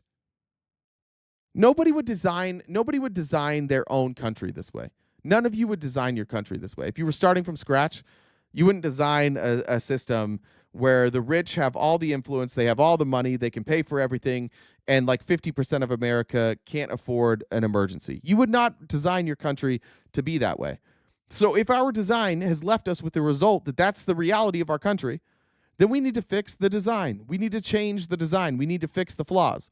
But we can't ever get Republicans to just stop cutting taxes for rich people. Even Trump is now saying, like, we should probably not cut taxes for the richest. We should probably go back to the 39% rather than 37%. Maybe we should reverse that tax cut for the rich, which we've been begging for. And again, it's a problem when we say it. But now that Trump says it, none of you are complaining that Trump said we should reverse that tax cut for the rich. We'll see if the House abides by that. All right, we're over time. Let me read a couple more comments. L Dizzle said, when will this train wreck be over? Don't know. Push Pop, thanks for the super chat. And Benny Boy, thanks for joining the Dollar Train. Let me head over to PayPal and Cash App. Think I got all those. And then let me just check messages from Jen real quick. I got that one from Andrea. All right. Way off on the gift goal. Cool. All right, guys. We'll be back tomorrow morning, every weekday morning, 9:30 a.m. to 1 Pacific Standard Time, here on Twitch, on YouTube, on Facebook, on Twitter, and maybe someday soon on TikTok. I'm going to work on that a little bit today. Thank you guys for being here. Make sure you subscribe so when you go live, you get notifications. If you'd like to subscribe, we have paid subscriptions there. And once again, we are crowdfunded. So if anybody wants to get in the last minute donation before we go, where I read it, I have just a couple more seconds. Jen, did I miss anything? Did I miss any announcements or comments? No, I got it. Okay. All right, everybody. We'll see you tomorrow morning, bright and early. Tell your friends, tell your haters, tell your family. And do you know if Bree has a raid set up?